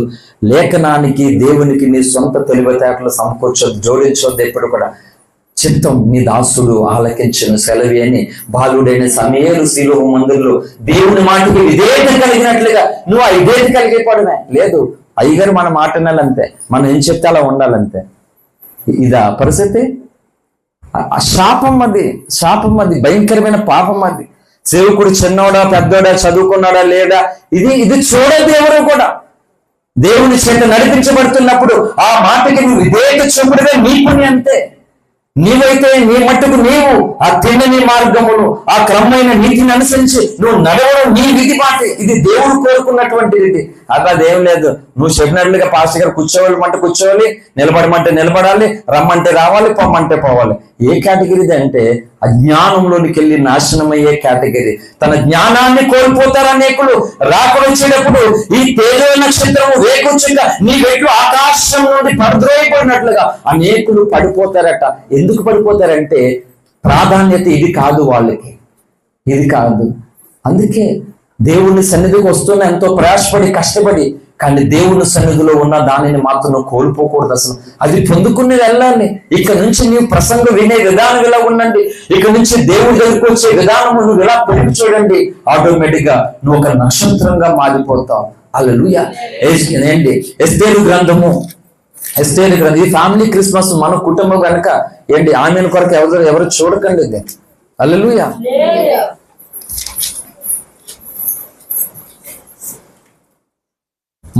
రెండవ అధ్యాయము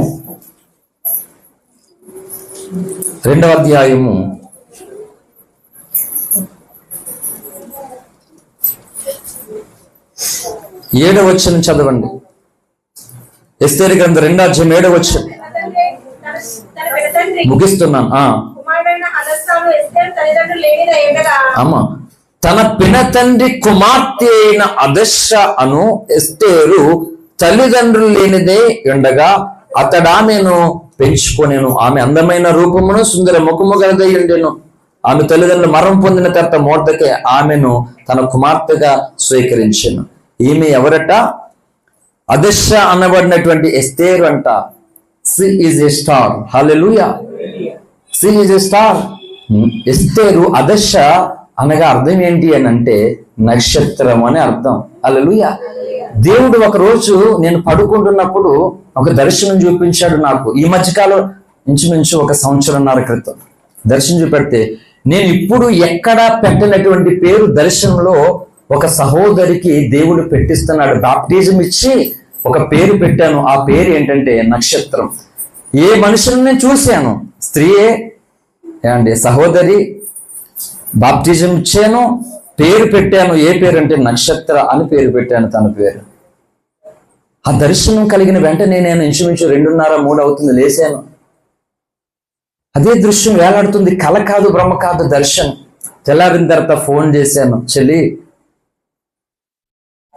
చాలా కాలమైంది, దేవుడు చాలా దర్శిస్తూ వచ్చాడు. మాట్లాడాను.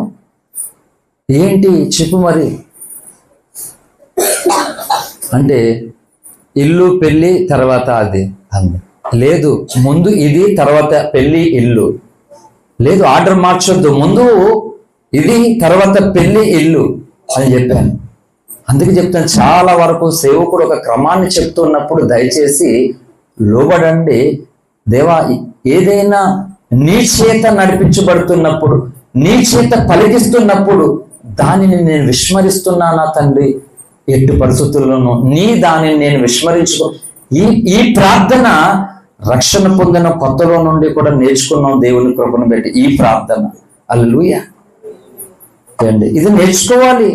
దేవుని చేత నడిపించబడుతున్నప్పుడు దాన్ని నీ క్రమాన్ని నువ్వు మార్చేసుకుంటున్నావేమో, విస్మరిస్తున్నావేమో, జాగ్రత్త పడు. నేను చెప్పాను, అమ్మా వద్దు ప్లీజ్. దేవుడు చెప్పాడు, నక్షత్ర నీ పేరు ఇదిగో, నీ బాప్తిజం తర్వాత దేవుడు నీకు పెట్టిన పేరు ఇది. నాకు ఇంతవరకు నేను ఎక్కడ ఏ స్థలంలో పేరు పెట్టలేదు అని అంటే, ఇప్పటికీ కూడా రకరకాలుగా పెళ్లి, ఇల్లు, బాప్తిజం ఏమీ లేదు ప్రజెంట్.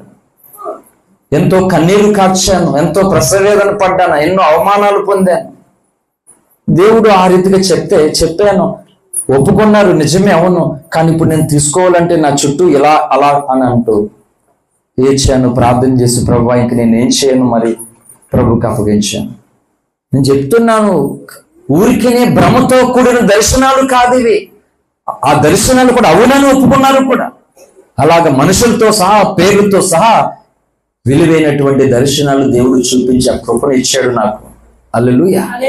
మార్చొద్దు దేవుని క్రమం. నేను చెప్తున్నాను, రాణిగా ఉన్నాను, నువ్వేంటి నాకు చెప్పేది? నువ్వేమన్నా నా తండ్రివా? నువ్వేమన్నా నా తల్లివా అన్నదా మొర్దెకై ఎస్తేరు? అమ్మాయి, నీవు రాణివైపోయావని యూదుల కోసం నువ్వు మర్చిపోతావేమో. ఒకవేళ నువ్వు అలా మర్చిపోయే వ్యక్తి అయితే నీవు నశిస్తావు. యూదులు రక్షించడానికి దేవుడు మరొక దిక్కు ద్వారం తెరుస్తాడు, మరొకరి నుండి ఖాయం చేస్తాడు, నువ్వే నశిస్తావు. జాగ్రత్త హెచ్చరిక చేశాడు. అప్పుడు చెప్పింది మాట ఆ 4 నేను నశిస్తాను. ఇది న్యాయ వ్యతిరేకంగా ఉన్నాను, నేను నశిస్తాను. మీరు నా కొరకు ఉపవాసం ఉండండి, నేను నా చలికెత్తులు 3 దినాలు ఉపవాసం ఉండి రాద్దరికి వెళ్తామని చెప్పింది. ఎస్తేరు తల్లిదండ్రులు లేదేమో, ఏంటి చిన్నదే అమ్మాయి, చిన్న వయసు కలిగింది, యవనస్తురాలు. కానీ ఆమె తన జాతి ప్రజలను మరణం నుండి తప్పించడానికి క్రీస్తు పాదాలను పట్టుకుని కన్నీళ్లు కార్చినటువంటి మహిమ కలిగిన ఒక నక్షత్ర ఆమె పేరుకి అర్థం అదే. హల్లెలూయా. నక్షత్రం ఆమె, నక్షత్ర. ఈరోజు నేను నీవు మనం అందరం కూడా క్రీస్తుకు ఏం కావాలంటే నక్షత్రాలు కావాలి. హల్లెలూయా. ఇంటి మీద స్టార్ ఎందుకు పెట్టుకుంటున్నాం అర్థం ఏంటంటే, ఈ ఊర్లో ఈ ఇంట్లో నేను ఒక స్టార్ నన్నాను యేసయ్య కొరకు. హల్లెలూయా.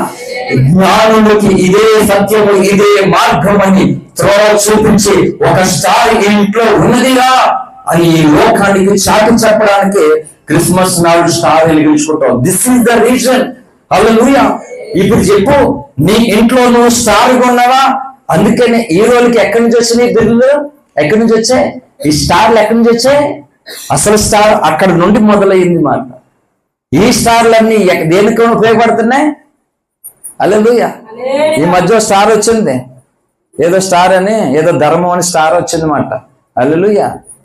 చాలా చూసాం, ఇవన్నీ బొచ్చులు చూసాం. అసలైన స్టార్ ఎవరు తెలుసా? సృష్టికర్త అయినటువంటి దేవుడి రక్తములో కడగబడి ఆ ప్రభావము, ఆ మంట తను కనుమరుగైపోతున్నా గాని తనలోనే కలిసిపోకుండా చుట్టూ ప్రవహింప చేయడానికి పూనుకుంటారు చూడు, వాడు అసలైన స్టార్స్. హల్లెలూయా.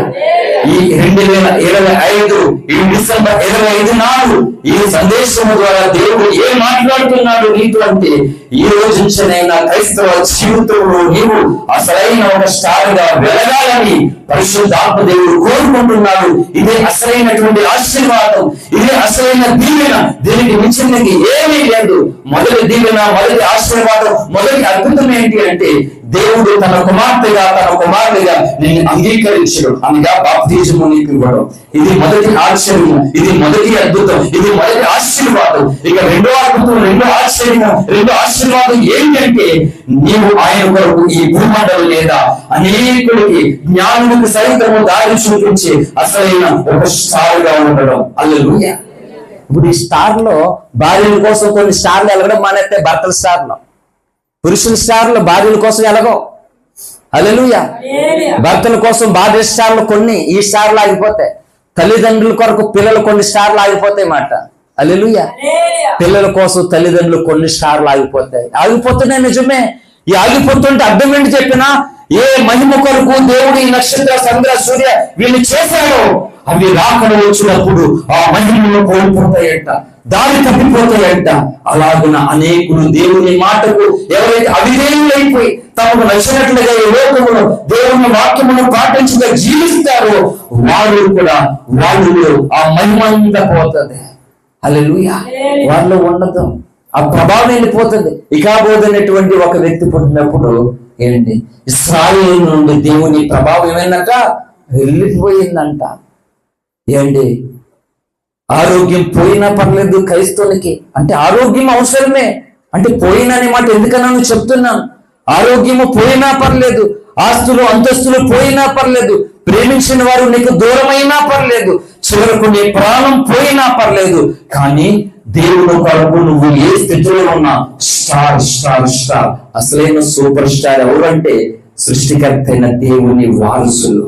హల్లెలూయా. యెషయా 14లో ఈ స్టార్లకు పైగా ఉంటాడట వాడు. ఒప్పుకుంటాడా దేవుడు? చెప్పండి, ఒప్పుకుంటాడా? మరి నీ మీద నా మీద రక్తంలో, యేసు రక్తంలో కడగబడి నీ మీద ఎవరు పెత్తనాలో? పాస్టర్ గారు చెప్పింది నువ్వు పాటించవు, కానీ జ్యోతిష్కుడు చెప్పింది ఖచ్చితంగా పాటిస్తాను.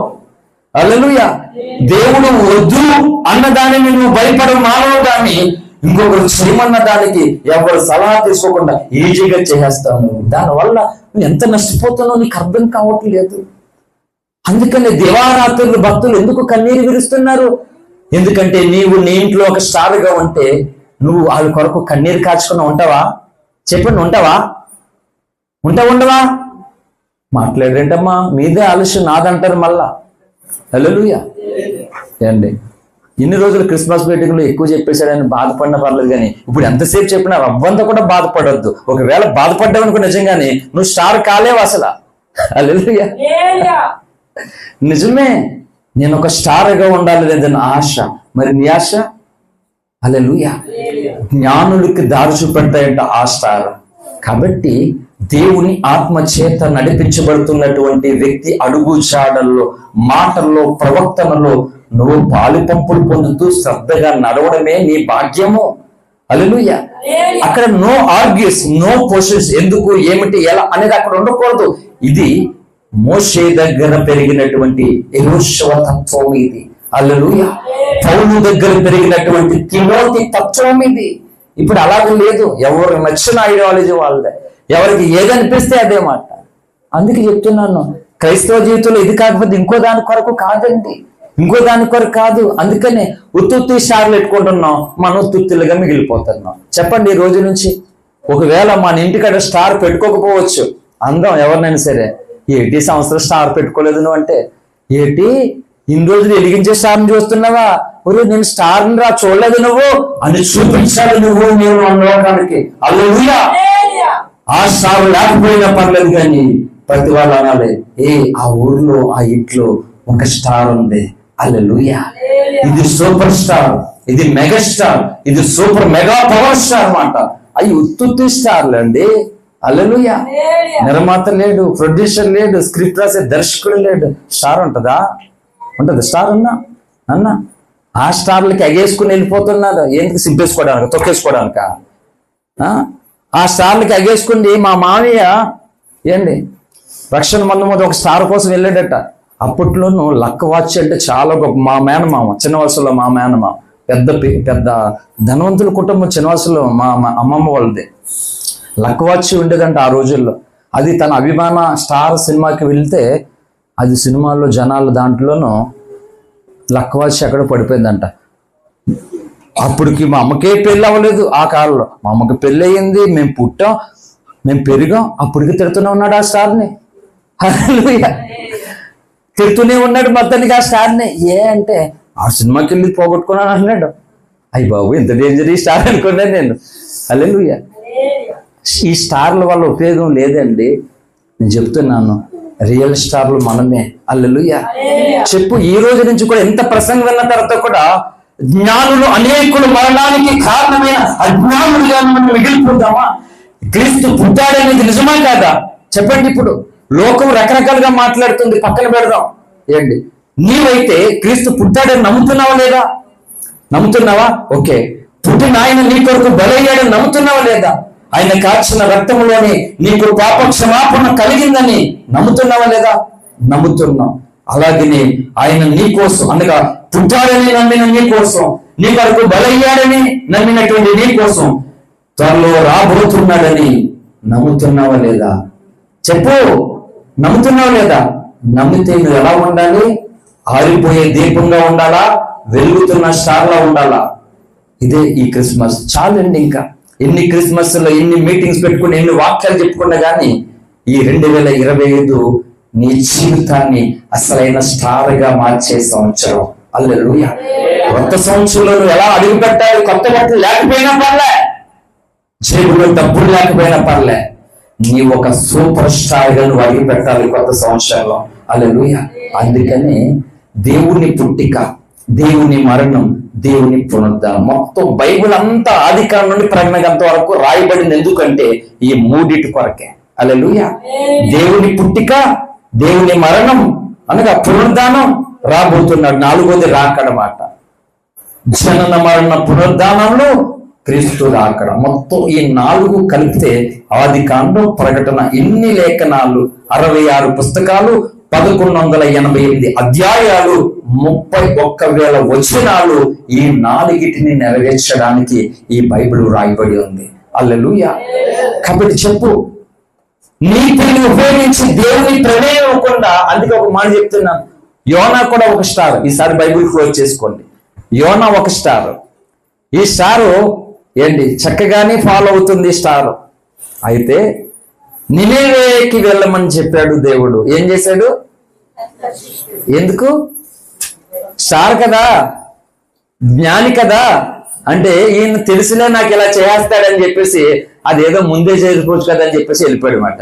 ఆయన చెప్పింది చేయడమే. హల్లెలూయా. తర్వాత చేప కడుపులో 3 రోజులు ఉండేసరికి మొత్తానికి అయ్యగారిని అంతా కూడా మొత్తం అంతా చేసేసాడు దేవుడు.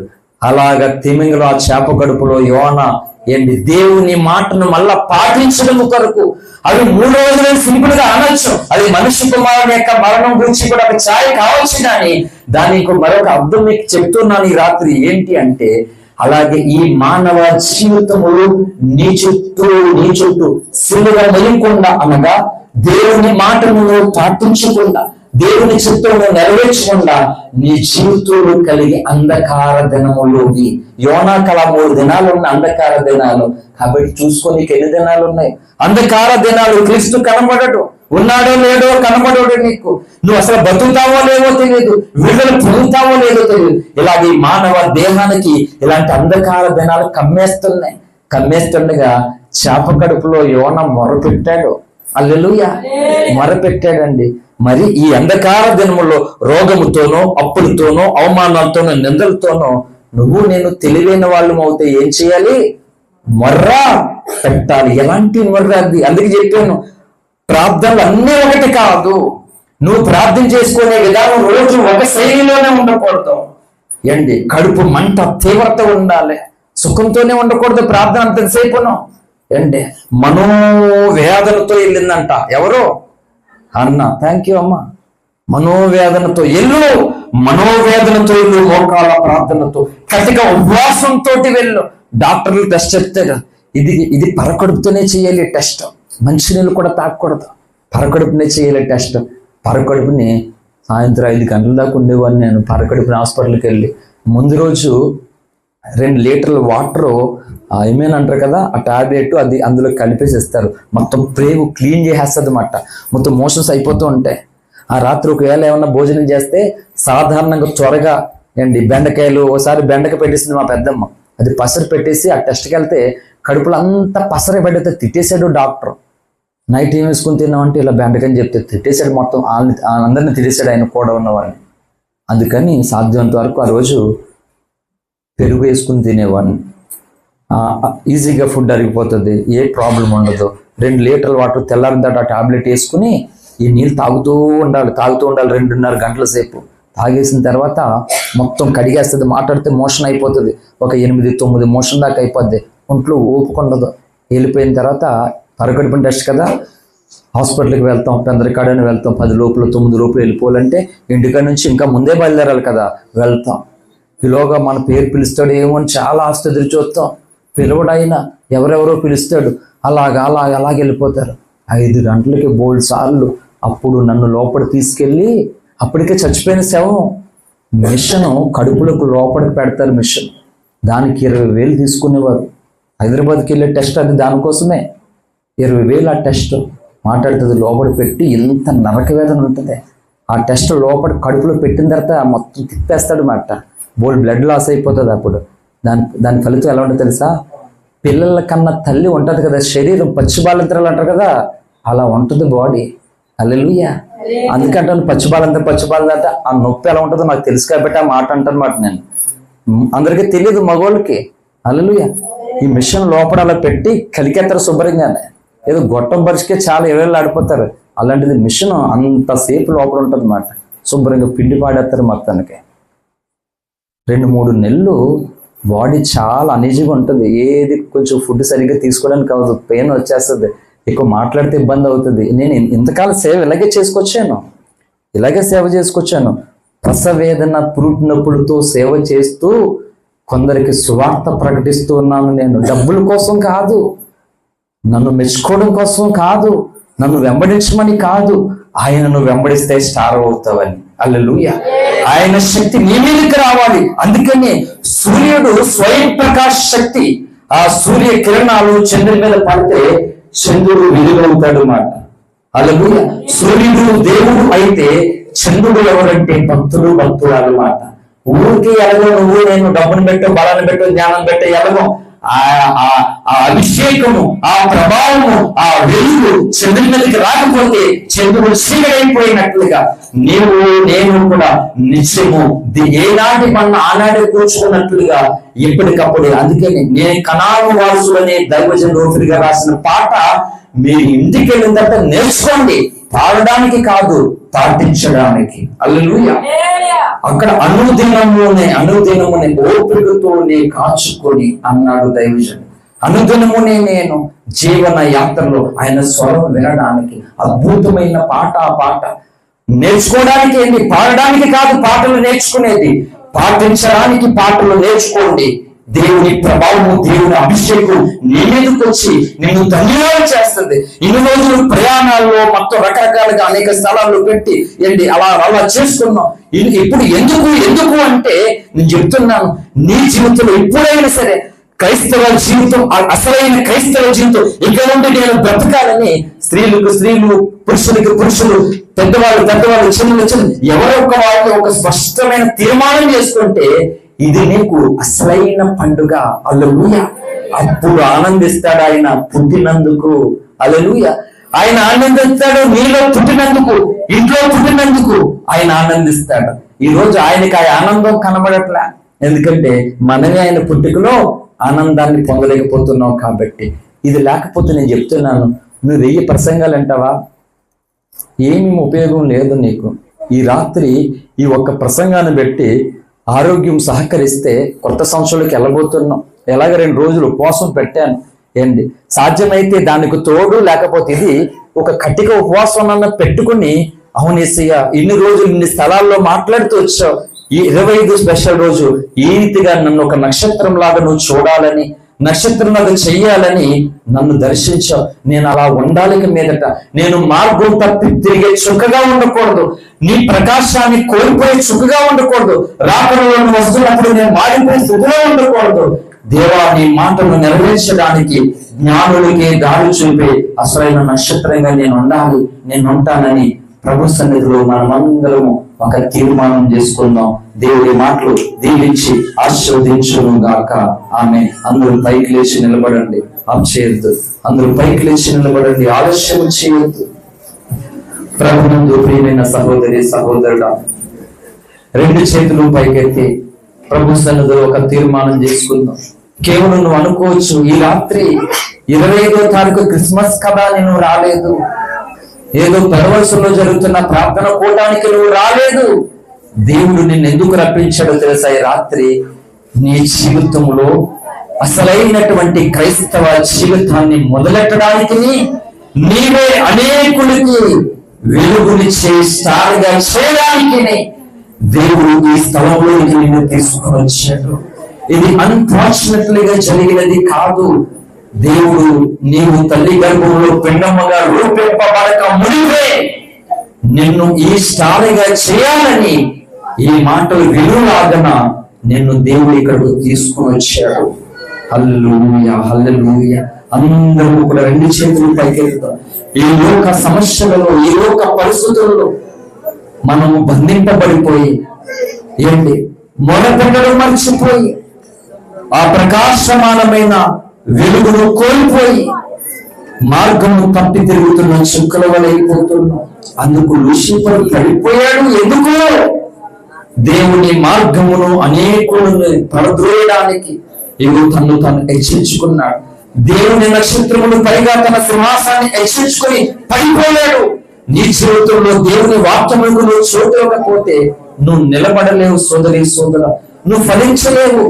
ఇవి సేవకుడు నిన్ను శపించే మాటలు కాదు, నీవు ఆశీర్వాదాన్ని పోగొట్టుకోకూడదని దేవుడు మాట్లాడుతున్న కఠినమైన మాట. ఇది ఆశీర్వాదాల ఓట. కాబట్టి ఎవరికి వాళ్ళే ఇక మీదట నువ్వు స్టార్గా ఉండకుండా ఎవరు నిన్ను ఆర్పేస్తున్నారు ఒకసారి ఆలోచన చే. జ్ఞానివి కదా, నీకు అన్నీ తెలుసు కదా అని దేవుని ప్రమేయము లేకుండా, దేవుని చిత్తము లేకుండా నువ్వు వెళ్ళిపోతున్నవేమో చూసుకో. వాళ్ళు జ్ఞానులు కొంతకాలముగా నక్షత్రాన్ని చూసి ప్రయాణం చేసిన వాళ్ళే ఒక్క మారుగా నక్షత్రాన్ని పక్కన పెట్టి రాజా భవనం కనబడిందని దుష్టుడైన హేరోదు దగ్గరకు వచ్చే సమాచారం అందించేశారు. నీవు కూడా దేవుని పని పాడు చేసేటువంటి వ్యక్తులతో, దేవుని పని పోగొట్టేటువంటి సహవాసములు స్థలాలను నువ్వు జాగ్రత్త పడకపోతే సోదరి సోదర, నువ్వు దేవునికి నష్టము కలిగించే గుంపులోకి వెళ్ళిపోతావు. దేవుని పని పాడు చేసే వ్యక్తుల లిస్టులోకి వెళ్ళిపోతావు. ఎట్టి పరిస్థితుల్లో అలా ఉండడానికి వీల్లేదు. నీవు ఎస్తేరులాగా అనగా ఒక నక్షత్రం లాగా అనేకుల్ని దేవుడు తట్టు తిప్పే వ్యక్తిగా, ఆయనకు ఉపయోగపడే వ్యక్తిగా, ఆయనకు సహకరించే వ్యక్తిగా ఇకనైనా నేను బ్రతకాలని ఎవరికి వాళ్ళుగా తీర్మానం చేసుకుందాం. ఈ లోకంలో సమస్యలు, పరిస్థితులు అలాగనే ఉంటాయి. నువ్వు నక్షత్రం ఎప్పుడు అవుతావు, మరి ఎప్పుడు కాగలుగుతావు? జాగ్రత్త సోదరి సోదర. క్రిస్మస్ అంటే ఎన్ని రోజులు ఎన్నో సంగతులు నేర్చుకున్నాం. ఈ రాత్రి క్రిస్మస్ అంటే ఏంటి అంటే, నువ్వు ఒక నక్షత్రంగా చేసేది క్రిస్మస్ అని నువ్వు నేర్చుకోవాలి, లోకానికి నువ్వు ప్రకటించాలి. ఇది పరిశుద్ధాత్ముడు కోరుకుంటున్నాడు. కాబట్టి ఇక మీదట నీ క్రైస్తవ జీవిత యాత్ర ఇవి ఇలాగ ఉండాలి, ఇలాగ ఉండాలి. ఇప్పటి నుంచి మొదలెడదాం యాత్ర. అసలైన యాత్ర యేసుతో మొదలెడదాం. అసలైన యాత్ర పరిశుద్ధాత్మతో మొదలెడదాం. అసలైన యాత్ర తండ్రితో మొదలెడదాం. అసలైన యాత్ర దేవుడి చేత నడిపించబడుతున్న సేవకులతో, భక్తులతో మొదలెడదాం. మధ్యలో ఆగిపోకుండా, మధ్యలో తప్పిపోకుండా, సొంత ఆలోచనలకి, సొంత ఇష్టాలకి చోటివ్వకుండా ఇగో మనము ఆ ప్రకాశాన్ని కలిగి లోకములకు వెలిగించే అసలైన నక్షత్రాలుగా దేవుని నామాన్ని గణపరిచి చీకటిలో ఉన్న ప్రజలకు వెలిగించేటువంటి ఒక గొప్ప జ్యోతిగా మారడానికి దేవుడు మనకు సహాయం చేయనట్లుగా ప్రార్థన చేసుకుందాం. ప్రార్థన. ప్రేమ కనికరము కలిగిన మా ప్రియ పరలోకపు తండ్రి, మీ ఘనమైన నామానికి వందనాలయ్యా. మీరు మమ్మల్ని ఎంతో ప్రేమిస్తున్నారు. మా బ్రతుకులు ఎంత అల్పమైనవి ప్రభు, పనికి రానటువంటి బ్రతుకులు తండ్రి. అయ్యా, నరక పాత్రులైన మమ్మల్ని ఎంతో ప్రేమించి అమూల్యమైన రక్తాన్ని నువ్వు చెల్లించడానికి మరి గర్భమునలో ఈ లోకంలో పుట్టావు ప్రభు. నీ పుట్టుకునే లోకం తప్పుపడుతుంది, నీ పుట్టుకునే ద్వేషిస్తుంది. అయినా మా కోసం నువ్వు పుట్టావు ప్రభు. కానీ నీ కోసం ఏదైనా చేయాలంటే ఎన్నో ఆలోచించుకుంటున్నావు. మనుషుల కోసం అయ్యా నాయన రకరకాలుగా ఆలోచన చేసి నీ పుట్టుకను మేము దుర్వినియోగ చేసేస్తున్నామయ్యా. నీ ఉద్దేశాన్ని మేము పాడు చేసేసుకుంటున్నాం. ఇక మీదట మేము దేవా, నాకు అప్పగివ్వబడినటువంటి నా ప్రియులు, బిడ్డలు, ఆత్మీయులు ఎవరు అలా ఉండడానికి వీలు లేదయ్యా. నీ పుట్టుకలో ఉన్న పరమార్థాన్ని లోకానికి మేము చూపించాలి. నీ మరణంలో ఉన్నటువంటి ఆ సత్యాన్ని లోకానికి ప్రకటించాలి. అయ్యా, పునరుద్ధానుడిగా తిరిగి లేచిన నీ గొప్పతనాన్ని, మహిమను లోకానికి చాటించాలి. కాబట్టి ప్రభా, నువ్వు త్వరలో రాబోతుండగా మేమే నిజమైన నక్షత్రాలని అనేకుడికి త్రోవ చూపించాలి. అనేకులు నీ తట్టు నీటి మార్గమును అనుసరించినట్లు మేము త్రిప్పాలి ప్రభా. ఇలాగ మేము ఇక మీదట మా యాత్రలో కొనసాగుటకు ప్రభా సహాయం చేయండి. ఈ మాటల చేత అయ్యా నాయన నీకు ఉపయోగపడలేని సిగ్గుని, భయాన్ని మేము విడిచిపెట్టి ప్రభా నీకు ఉపయోగపడేటువంటి ధైర్యమును, అభిషేకాన్ని, ఆత్మీయతను కలిగిన వారిగా అయ్యా మేము సాగిపోవడానికి సహాయం చేయమని ప్రార్థిస్తున్నాం. ఈ రాత్రి స్థలములో ఈ మాటలు వినిచున్నటువంటి బిడ్డలందరినీ కూడా ప్రభా పేరు పేరున దీవించండి అయ్యా. అయ్యా, ప్రతి వారు ఒక స్టార్లుగా ఎదగాలి, ఒక నక్షత్రముగా ప్రకాశించాలి ప్రభా. అయ్యా, జ్ఞానులు కథని దాచిపోవడానికి వీలు లేదు ప్రభా. ఎంత నష్టము కలిగింది, రామాలు అంగలార్పు కలిగింది. పుట్టిన మొదలుకుని 2 ఏళ్ల పిల్లల వరకు మరణం పొందడానికి జ్ఞానులు కారణమైపోయారయ్యా. రక్షణ పొందే వారికి నేను మేము సహకారులుగా ఉండాలి. రక్షణ ఇతరులు పొందడానికి నీ నామాన్ని మహిమపరిచే వ్యక్తులుగా మేము ఉండాలి, కానీ నీ నామాన్ని నష్టపరిచే వ్యక్తులుగా మేము ఎవరు ఉండకుండా ప్రభా ఈ 2025 జీవితము అయ్యా ముగిస్తుంటుండగా మేము నిజమైన స్టార్లుగా, నిజమైన క్రైస్తవులుగా కొత్త సంవత్సరం ప్రవేశించడానికి మనందరికీ మీరే కృపణీయమని, ఈ మాటలు నూరింతలుగా అందరిలో ఫలింపచేయమని అయ్యా స్థానిక పెద్దవలస సంఘాన్ని మరొకసారి తండ్రి మీరు దీవించండి, ఆశీర్వదించండి ప్రభా. అయ్యా, నీ సన్నిధిలో ప్రతి ఒక్కరు ఇలాగున ఎదగడానికి కృపణీయండి. ఈ రాత్రి చిన్నవలస నుండి, యానం నుండి, అయా స్థలాల నుండి ఈ ప్రార్థనకు వచ్చినటువంటి ప్రియులందరినీ కూడా ప్రభా మీరు ఇలాగున నడిపించండి అయ్యా. మేము వేరేలా పెరగకూడదు ప్రభా. మా తండ్రి నీవు కాబట్టి, మా నాయకుడు నీవు కాబట్టి, మా కాపురి నీవు కాబట్టి ఇక మీదట మేము ఇలాగా ప్రభా పెరగడానికి కృపణీయమని ప్రార్థిస్తున్నాం. మేము నక్షత్రాలుగా, స్టార్లుగా ఎదగకుండా అయ్యా ఉండేటువంటి ఆ అనాలోచనతో నుండి జాగ్రత్త పడి మాకు మేము కట్టుబడి సిద్ధపడడానికి దేవ కృపణీయమని ప్రార్థిస్తున్నాం. స్థానిక దైవజనులు తిమోతి పాస్టర్ గారి కుటుంబాన్ని మీరు దీవించండి, ఆశీర్వదించండి. నీ కృపలో వారిని జ్ఞాపకం చేసుకోమని ఈ రాత్రి ప్రభా అయ్యా ఇదిగో తండ్రి ఇంతవరకు బిడ్డలు ఎందరిగానో తండ్రి చక్కటి సహకారాలు అందించి ఈ పనికి పూనుకున్నారు. వీరందరినీ కూడా దీవించి ఆశీర్వదించి మీ నామమునకే సకల మహిమ ఘనత ప్రభావాలు పొందుకుని లోకంలో అనేకులకి నిజమైన త్రోవ చూపే నక్షత్రాలుగా మాటకు సహాయం చేయమని నజరేయుడైన యేసుక్రీస్తు యొక్క నామములో ఈ ప్రార్థన అడిగి వేడుకొంచున్నాము తండ్రి. ఆమేన్ ఆమేన్. మన పరమ తండ్రి అయిన దేవుని ప్రేమయు, మన రక్షకుడైన యేసుక్రీస్తు యొక్క శాశ్వత కృపయు, పరిశుద్ధాత్మ దేవుని దివ్య మనోహర సహవాస సన్నిధి చేరి ఉన్న మనకును, అలాగే ఈ రాత్రి ఈ సందేశం వింటున్నటువంటి ప్రజలకును సదాకాలము దేవుని కృప తోడయండి. జీవిత కాలం అంతే ప్రభు రాకడ వరకు అసలైనటువంటి నక్షత్రాలుగా దేవుడు వారిని వాడుకొనును గాక. ఆమేన్ ఆమేన్ ఆమేన్. యేసు రక్తమునకే ప్రవేశ రక్తమునకే ప్రవేశనామకు సంపూర్ణమైన విషయం అపవాదికి వారి క్రియలకు ఎంత నాశనం అపజయము కలుగును గాక. Amen amen. Thank you. అందరికీ వందనాలు. దయచేసి అందరూ ఒకసారి